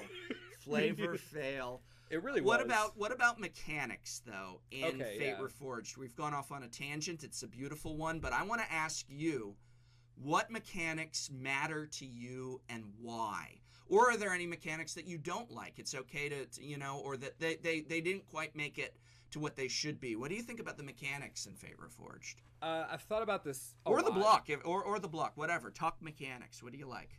Well, if we're talking the block, I think Khans almost did everything perfectly correct in the way they did it, mechanic-wise. I have very little. Okay, what about Fate? I think Manifest might be one of the smartest mechanic designs they've done in a while. It brings something. There's so many reasons why this is so good. One, it gives you pseudo card advantage depending on what you're playing, which is funny. Because if you're playing like a mass creature deck, it's like getting a free creature kind of, but not really. I'm trying to think of a way to explain this. This is really difficult. All right, well, I guess we'll go with the go ahead. Well, sorry. Just because you're stalling. I am. I'm going to have to not only disagree, but say that the one thing that I am most frustrated with is Manifest. I don't like it. I think it's going to be misery incarnate. Misery. Now, I don't know. Now, by the way, again, two viewers, my worst skill is anticipation of something that I haven't seen yet. Once I've played with it, I can provide a much better, analysis once I've heard from other players. So my speculation on mechanics and cards is always very shaky. But I don't like Manifest, and I'll tell you why, because I think it is crossing the threshold of complexity. I think that it's too much, and that these cards with Manifest, I have to read them like VCR instructions 3 times over and upside down, and I don't know what, I think that we have entered into unbalanced just in terms of complexity, that most players are going to have confusion over interactions, over what these cards are doing, that board states where we've got morphed cards and manifested cards. I don't care that they're printing that, like little marker token. It's going to be very hard to keep it all straight in your head. I do not like what it might do. Now, it might not. Maybe I'm going to come back next week and say, oh, I loved it. And that's fair, but my anticipation of it is literally number 1 on my list of what I don't have a good feeling about. In fact, I'd say it's the only thing on my list of what I don't have a good feeling about for Fate Reforged. I'm excited about the set, but it makes me nervous that it has crossed that complexity threshold, and that there's going to be a lot of confused board states, a lot of potential, interactions, problems, and frustration. That's my worry. But maybe it's just because I'm an old man and I get confused easily. I don't know. No, that in the notes I had for Manifest, in like big letters, it says definitely not for newer players. Like that's the last thing on my list. It's not like it's the. So what? I'm a new player. Do you know how many comments I'm getting saying to me, I'm going to pre-release for the first time this Saturday, next week. Yeah. I'm so excited. I either am new to Magic, I am returning after a giant hiatus, and I'm so excited to go down to pre-release. I've been playing Duels of the Planeswalkers. I've been playing a couple casual decks with my friends. I know how to attack. I know how to defend. I know the stages. I'm comfortable. I'm not going to be slow or drag, time on my opponent. I'm so excited. And then we're going to sit down with Manifest. And, I think that worries me. If you wrote in your notes not for new players, then what's it doing there? Then I mean, what? And it's dominant. Maybe I should have crunched the numbers, but I feel like it's on so many cards. It is on a lot. It's going to be, that joke they do where they take, like they go, pack rat, like they Photoshop it so that everybody's got pack rats on the table. Everybody's got siege rhinos. I'm envisioning manifest. And it's not just like, oh, we did a couple cards with Manifest. It's like, I'm going to be looking at 20 Manifests, and I'm going to have 20 Manifests here, and it's going to be that damn Soul Bond all over again, I hated Soul Bond. Soul Bond was rough. That's true. Because I didn't know what it was Soul Bonded to. And so you have 6 cards on the board, and this is soul bonded to this, is soul bonded to this, is soul bonded to this, is soul bonded to this. It's not that I don't understand that they're working together. It's that there's no way so that I can keep it clear in my head what the board is at in a reasonable way at that F&M level or at that pre-release level. Pros, fine. That's fair. But, it's not Magic Online where it updates all their numbers for me and then drops and disconnects and you can't get back online. It's not like that. The game continues and I need to know what's on there, what's on the board. I guess. But tell me why you love Manifest, why it excites you. I only stepped in. I was going to let you finish, but you were thinking about it. So why does this excite you? You think this is the best thing? Well, no, I guess it excites me as a player for me. But the reason I added in, not for newer players, is because I don't think that it's a good mechanic for an event like pre-release. Because that's where a lot of newer players are, especially ones that are going to pre-releases for tournaments for the first time. I do agree that that's not a good mechanic for them. I like that you used the example of Soul Bond because it was a very similar. I remember that it was a very similar situation. I just personally like Manifest, just as a mechanic, just for me as a player. One, because I loved Morph when that happened. I thought that was great. And then Manifest is a really interesting way to both support Morph strategies, which is really cool because you get the face down, buff from another creature, which is nice. You get another face down creature, but also because it's almost like you're rolling a die. Are you gonna especially if it's in a limited format, are you gonna manifest I don't know, your supplant form? Are you gonna manifest an island? It forces you to decide whether your deck can handle putting all your cards face down. I like that. I like the ability to be all right, is this what I want? Do I want to be doing this? And when you do, you can be was this a good idea? Those are games I like to play. Mm-hmm. And I guess it's really hard to explain that in a better way than just, I like to take chances. I like to gamble. Yeah. And it's for me, and even if the gamble doesn't pay off, as in you put a card down there that you would have wanted, you still have a 2/2 and they have no idea what's under it. No idea. That is cool. I think that's cool. For me as a person, I'll probably try to use Manifest cards, but like I've said in multiple videos, I have no idea if the mechanic's good or not. Right. No idea. No one has any idea. If they say they do, they're crazy. No one has a clue. Nothing's ever been done like this. So it's all just guessing, but I totally agree that it's not for, that's definitely why I made the note, is it's not for pre-release, and it's going to cause some issues. I think I think people might be able to explain, oh, it's a sorcery or instant, you can't turn it face up. But I already know a few people have asked me, well, what if it's a basic land? No. You can't. Yeah. It's a 2/2 creature. But there you go. It's going to be so many questions. No, you're right. And you know that there's going to be so many games where, again, at the F&M level, at the pre-release level, where they are going to be mistaken. And they're going to say you can turn it up. And turning it up when you can't will swing the game in their favor, perhaps, or against them. And then later, soon after, they're going to learn that it was incorrect and feel cheated out of that game, I don't mean cheated like intentional cheating. I mean that, oh man, if we had done this correctly, not anyone's fault, they were both wrong, but that the game didn't progress, as it should have. Right. And that's my concern with it. I agree. That's my concern, and that it's going to create perhaps even more friction between those pro players that go to pre-releases where the pros and the casuals and everyone in between sit down at the same table more than any other type of event. And I feel that we should be working to bring those groups together more, not drive them apart. And I feel this is going to be a dividing thing because, someone's going to make some creepy, crazy Manifest deck that's called, what do I have? You don't know. What do? You don't know. And it's going to drive people crazy, I bet.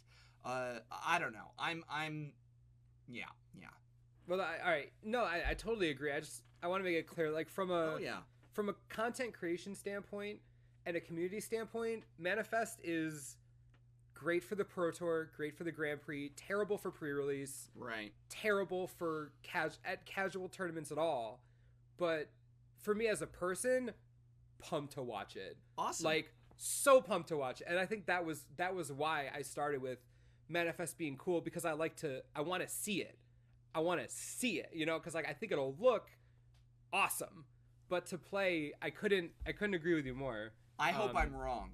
I hope I'm wrong, and that I just got spooked by it, and that and I've had that happen to me before with mechanics where I was like, wait, it does what? And then I sit down, because I know a lot of people like to proxy up when the complete spoilers are done and like practice before the pre-release. I don't quite do that.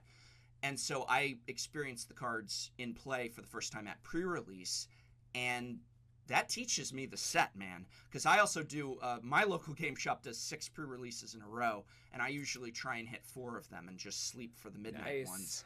Yeah, and they do a gauntlet at my LGS. If you do all 6, he gives you, big time if you can stay awake and not quit any of them and go through all 6 of them, you get like, I don't know what it is offhand, but it's like a big extra prize just for running the gauntlet. But I play my brains out during pre-release, and that's when I learn the set for real, and that's when I memorize the cards, and when I see how the mechanics really interact. And maybe I'm going to sit down and say, wow, this is fun. Wow, I've got ideas for standard decks. And I hope so. I don't hope against it ever. I just am often in this worried state. Yeah. No, that's me. I'm just always like, I don't know about the standard changes. I don't know Yeah. about this new mechanic. I'm always very worried. I was actually worried when Innistrad was first being spoiled, flip card, transform cards. Right. That was my head was just, I was like, no. Yeah. Like this is a bad idea. It was. So I definitely get it. Like things can just 180 in a second, which is why I'm definitely a fan of the whole like we have no idea what's going on. No idea. No one knows, because we don't. No one knows. Yeah. So it's really important, as long as people understand that Manifest is new. It's uncharted territory, and it is really unfortunate that, like, I feel bad for judges, I guess, more than anybody, because it's going to be really tough for them to go around and deal with all these calls. I wish it was easier, but I don't know how they could have made the mechanic easier while still existing. Because I want to see it play, like, and I think it'll be cool to watch, but it does take away from, oh man, that is rough. Between someone that like loves the community, but also someone that likes watching like the Pro Tour, like, It'll be interesting. It'll be very interesting. Or it'll end up being one of those mechanics where you're not going to see it at the Pro Tour. Bestow. Because it ends up, it ends up just fizzling into like, none of these cards end up in the pro decks. Or the opposite, where it's in all of them. Or we'll see. We'll know in a matter of days, won't we? We'll see. Yeah. It won't be. By halfway through pre-release, you'll know. You get a good feel. You'll know whether that's why I don't do things in advance of pre-releases. It's my training weekend. It's where I train in the format. Do you wear a headband? Do you have a water bottle? No, I don't. Shorts? No. Well, maybe short shorts. Go in there with a tracksuit. I'm ready. Right. Well, wait, do you have any? Do you have mechanics other than? Yeah, I do, Manifest? and I'm gonna. You know what my favorite mechanic of Fate Reforged is, and I hit the roof when I heard that this mechanic is in Fate Reforged. I went crazy for it. You know what? I was so happy. I really hope we have the same one. I'm gonna say Delve. That's right. Because I thought they were not gonna put Delve in the middle block, like it was gonna be monstrosity all over again. And when I saw that Delve is back, I was done. I was like, do we need other mechanics besides Delve? I love Delve. Delve has gotten me so excited like no other mechanic. I love it. And I'm not even in the camp of people advocating Treasure Cruise be banned in Modern yet. I think we should just watch it a little while longer. I like what Delve does, and I love that they could not stop because they planned these sets so far in advance that a lot of people don't know that. And so they're like, why did they do Temporal Trespass, which is 3 blue and 8 for Delve, which is piece of cake, take another turn. And they're like, didn't they learn their lesson from Treasure Cruise? And you don't understand. It was set in stone, my friends. Yeah. They couldn't undo it in time. And I'm thrilled because I actually, they say Delver of Secrets was a mistake. They didn't realize it. They would have never let it out. I like those cards. I'm in favor. I don't like intentional underpowered cards. I like Modern Masters 1 showed us that you can have a format where everything's great, where almost everything's great and still have fun. I want those power levels up there. I like what Delve does. I like Treasure Cruise. I like Dig Through Time, and I think I'm going to love Temporal Trespass. That was on my short list for maybe in Modern, maybe in Commander, maybe in Standard. I want Delve to stay around. I love the mechanic. My answer to how to deal with Treasure Cruise in Modern? Don't ban Treasure Cruise, just unban Deathrite. That's my philosophy. Unban Deathrite Shaman in Modern. That'll take care of Treasure Cruise. Or at least give you some trouble. And then see what happens. Sit back. And don't even get me started on Jeskai Ascendancy. That's no threat. I'm not worried about Ascendancy. Hasn't done anything. No, well, don't ban Ascendancy in Modern. What has it done? Has all the winning decks in Modern been Ascendancy? None of them have. Come on, one of them, right? I know the guy actually won the Star Cities with it. Yeah. I love that they reprinted Delve. I thought it was going to go away, and I'm so glad that they brought it into the second set. I hope it's in the third. Delve. I love it. Always been a fan of Delve. Yeah. I'm really happy that it's back. Temporal Trespass is... I can't remember what I said in the video exactly, Magnifique. but it was like... Yeah.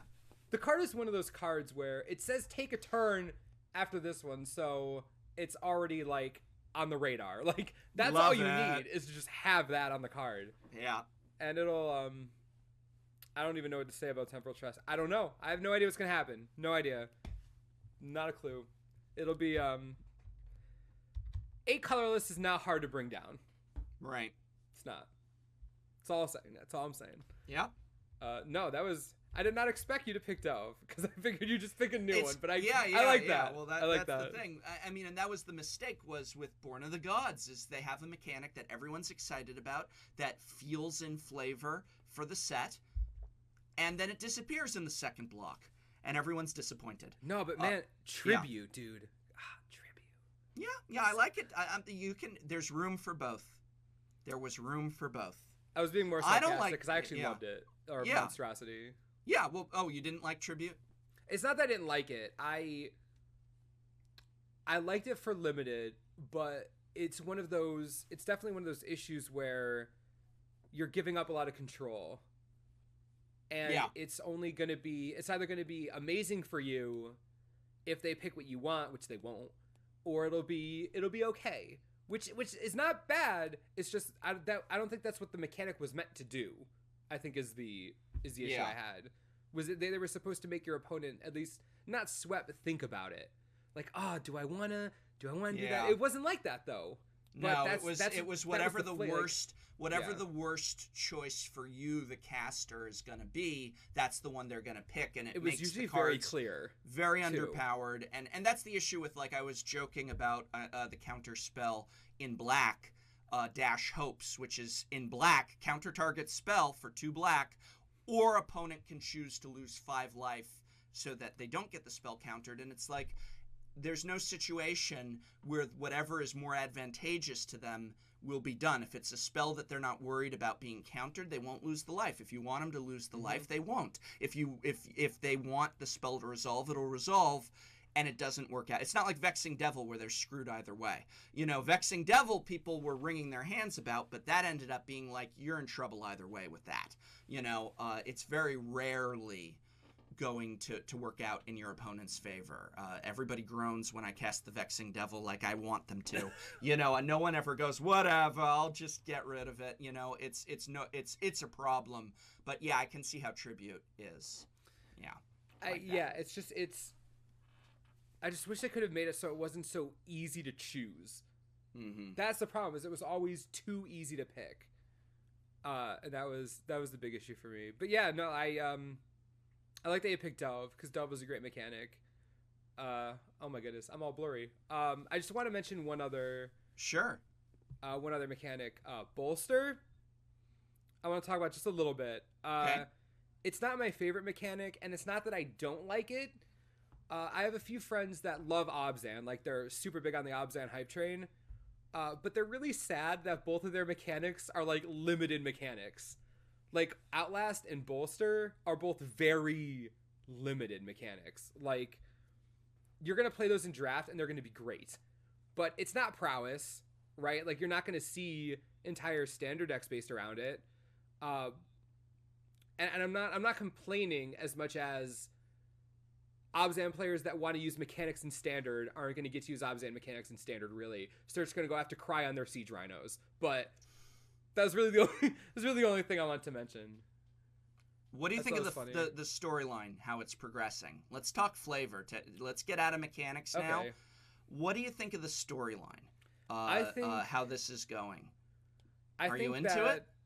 Yeah, mainly because I think putting hybrid mana symbols on the cons in Fate Reforged is amazing. Good choice on their part, yeah.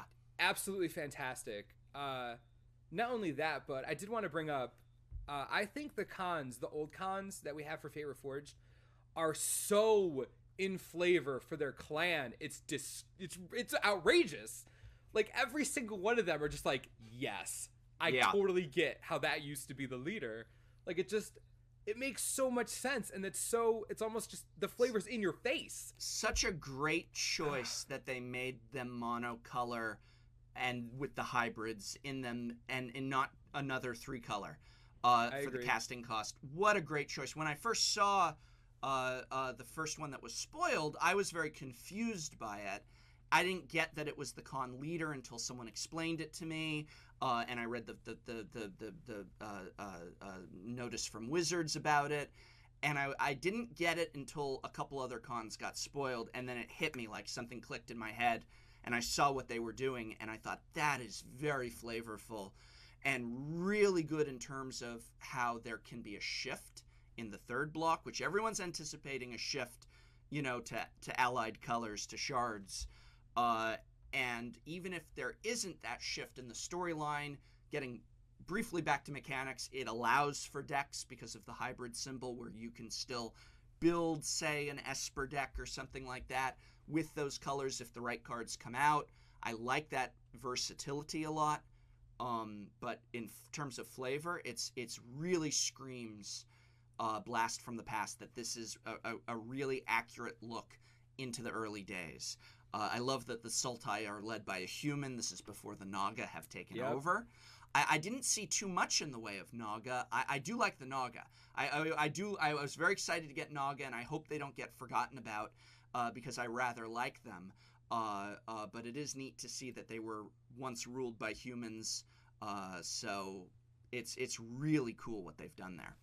I honestly, of all the clans, I think the Sultai with Tasigur being printed, the story there is just amazing. Like if you go back to cons, Dig Through Time, Taigam Scheming, there are cards everywhere that are the humans trying to figure out how the Naga got in control and what they can do to overthrow them. Right. Because they're like, how'd this even happen? And now we're back in time where the humans are very clearly in control, and there are like no Naga anywhere, really. Like not nearly. Like, what happened?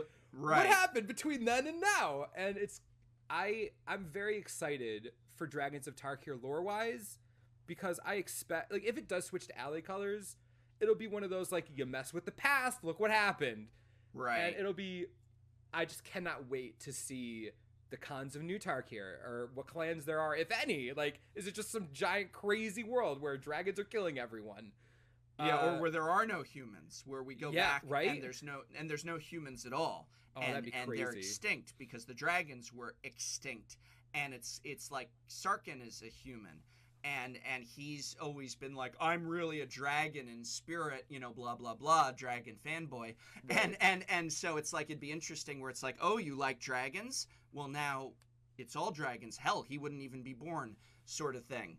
That should be very interesting. I really wish, I knew they weren't gonna do this, but I still held out hope that they've gone back in time pre-mending, and I don't feel they want to get into it. And I don't feel that they want to address pre-mending versus mending at all. In fact, I've seen no mention of it.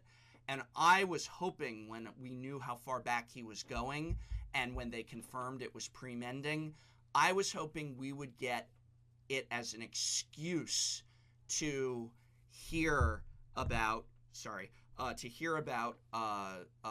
the old walkers and the old ways, and to see some comparisons, and like, what's going to happen? Is Sarkhan going to walk out of that time vortex and suddenly be an old walker, where he suddenly walks out and he's like, the power, you know, and you know, because they were, for those not young enough, not old enough to remember, planeswalkers used to be like demigods. Like, they were almost gods, or they were gods, but there were too many of them. They could change their shape. They were immortal, or it was very hard to kill them. They didn't die of natural causes, and they spanned eons. They took over worlds. They collected planes like we collect cards, you know, for themselves.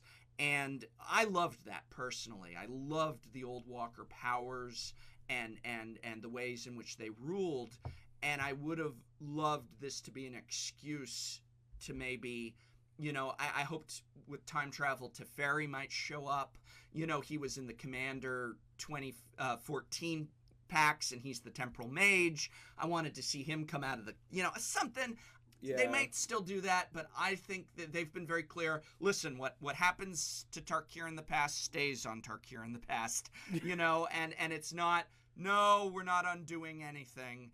You know, it's only going to change Tarkir, and I really feel that that's narrow. And I wish they had been like, listen, let's multiverse it up. Let's take a big approach to this. Maybe they will. Maybe they're trying to psych us out, you know, because we often guess what their spoiler is or their surprise is, and they get, oh, we wanted to surprise you guys. So they're building in ways to deflect our anticipation. But gosh, I would have loved, you know, like, let's go back to the old days. But that's me. I live in the past. No, I totally agree. Like, I'm a pretty big, like, lore nerd. So when you get to pre-mending, things were crazy. First of all, for those of you that don't know, planeswalkers, he's right, they were absolutely nuts. Pretty much above gods, I guess. But if we go, okay, if we're pre-mending now, we're in a world where, well, I mean, we don't have an exact timeline. Right. But assuming Urz is alive where we are in the timeline right now should be enough to say that maybe them not messing with it isn't such a bad idea. Sure. Because if we're talking that power level, anything that happens on Khans is on Tarkir is meaningless, right? Like, right. We're talking about these little itty bitty people. Yeah. So I definitely get why they're not expanding it, but flavor lore wise, it would be sweet to see someone from the outside come in. But as far as power level is concerned, it would almost make the rest of the set seem nothing. Like, the rest of the block seem like nothing. Right, that the stakes aren't high. It's like, if we have gone back when essentially elsewhere in the multiverse, Urza is taking out the real Phyrexians, the true Phyrexians, who are, you know, a huge threat, then it makes the stakes on Tarkir look very small. Although the stakes on Tarkir are very clearly tied to Zendikar, and you know, and the stakes on Zendikar do have implications, you know, for the survival of the multiverse as well.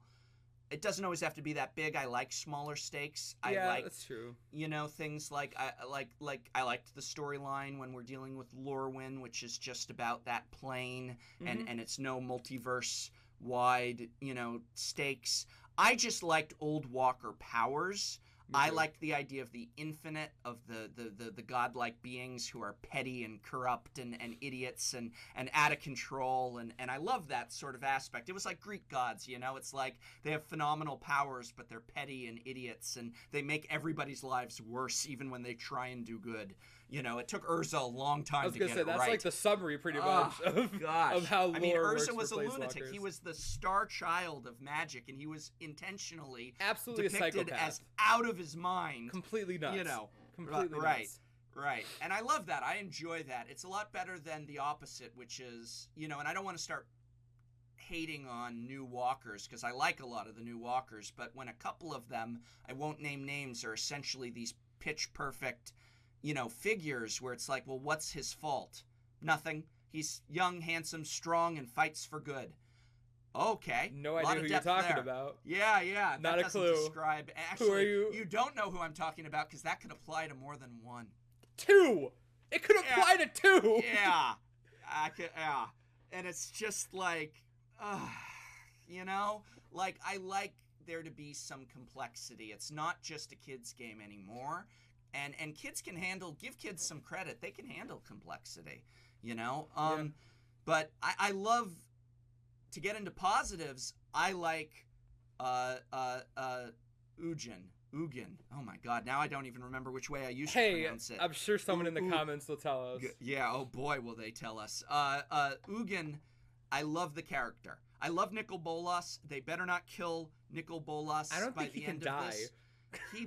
No. I'm still Nicol convinced he Bolas, can't die. There's a great joke that says Nicol Bolas has so many backup plans that he even has anticipated Wizards of the Coast going out of business and stopping Magic of the Gathering, and he's got a contingency plan for that too.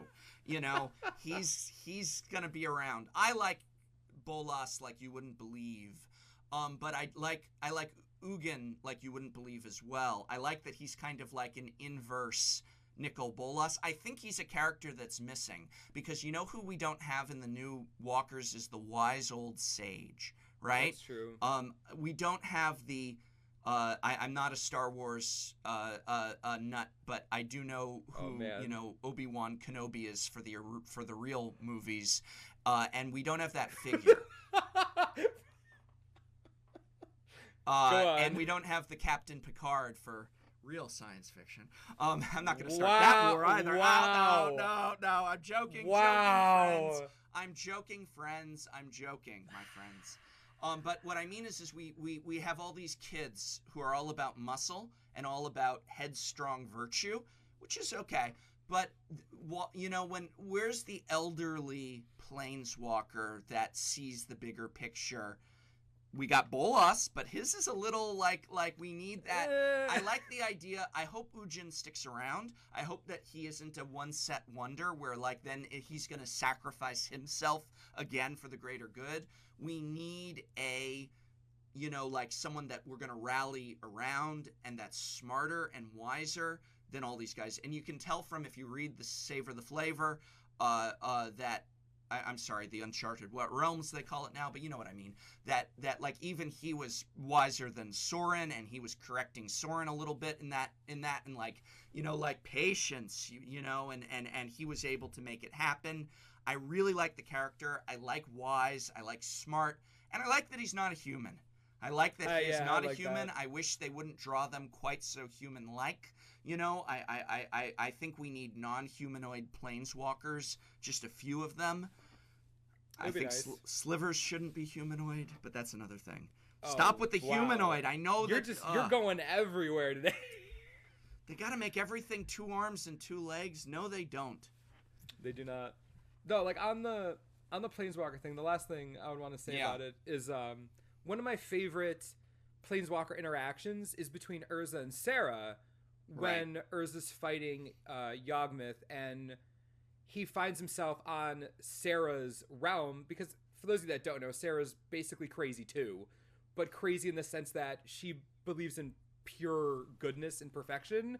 Right. And she requires just everything has to be like absolutely perfect or it's awful and needs to die. This is Sarah that you all think is awesome, but her plane she created an entire plane and she thought, you know what? All we need is white mana here.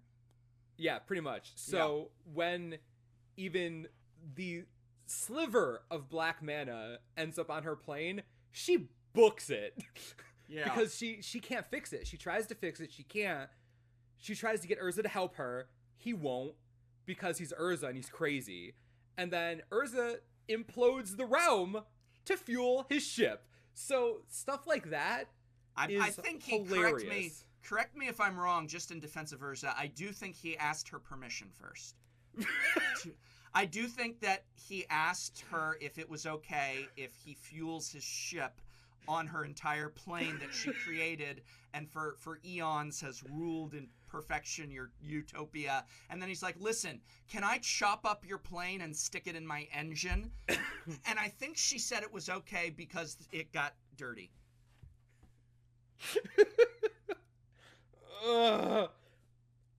Urza didn't help her clean the plane. No.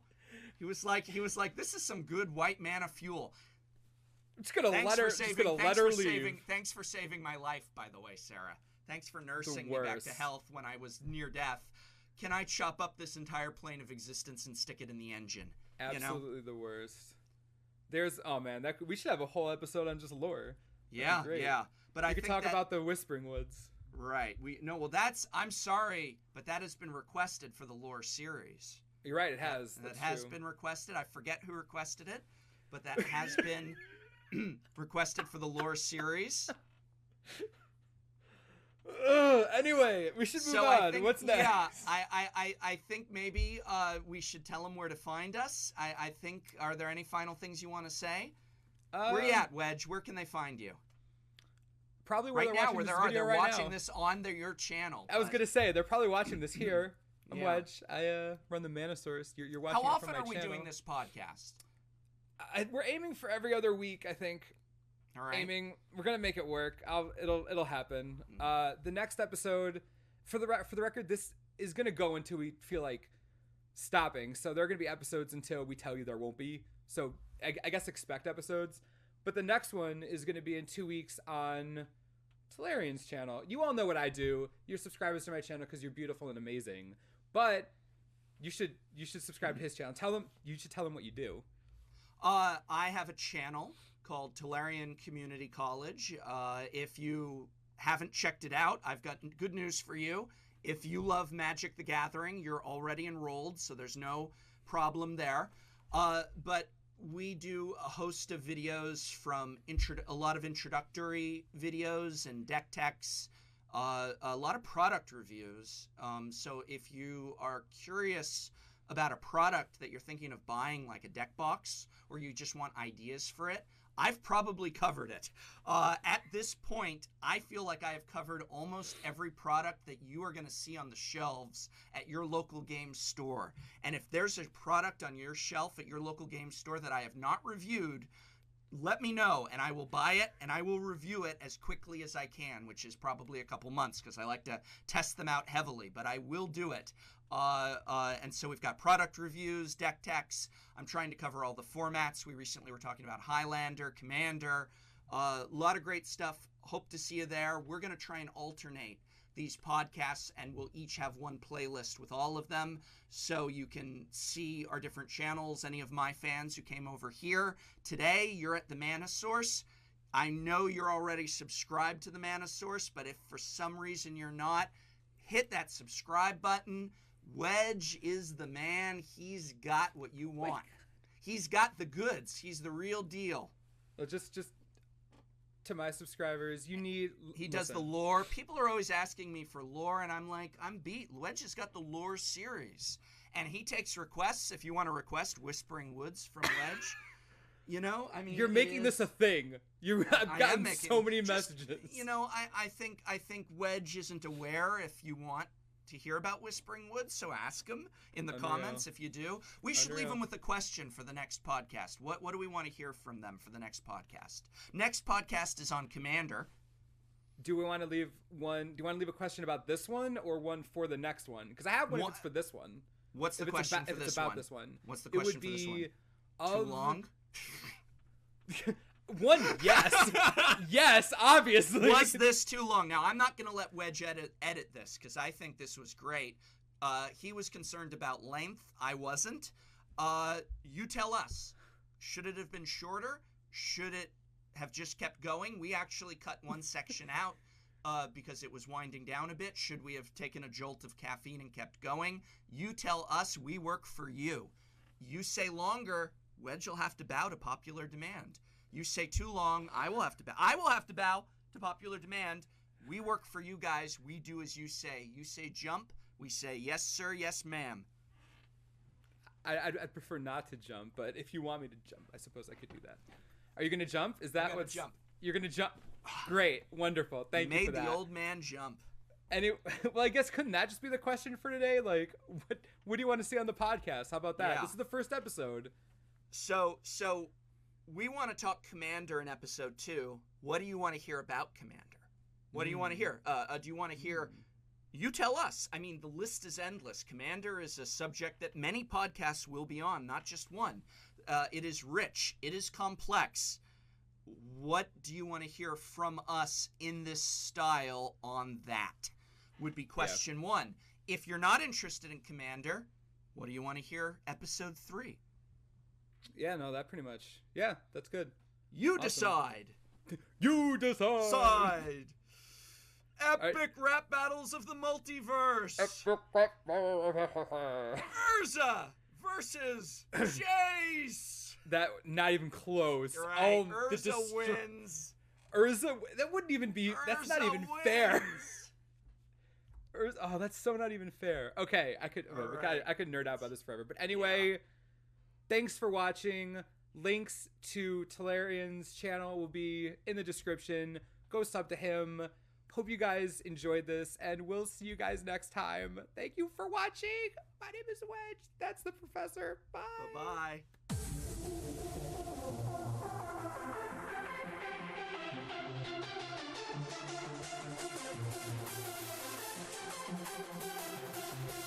Wow.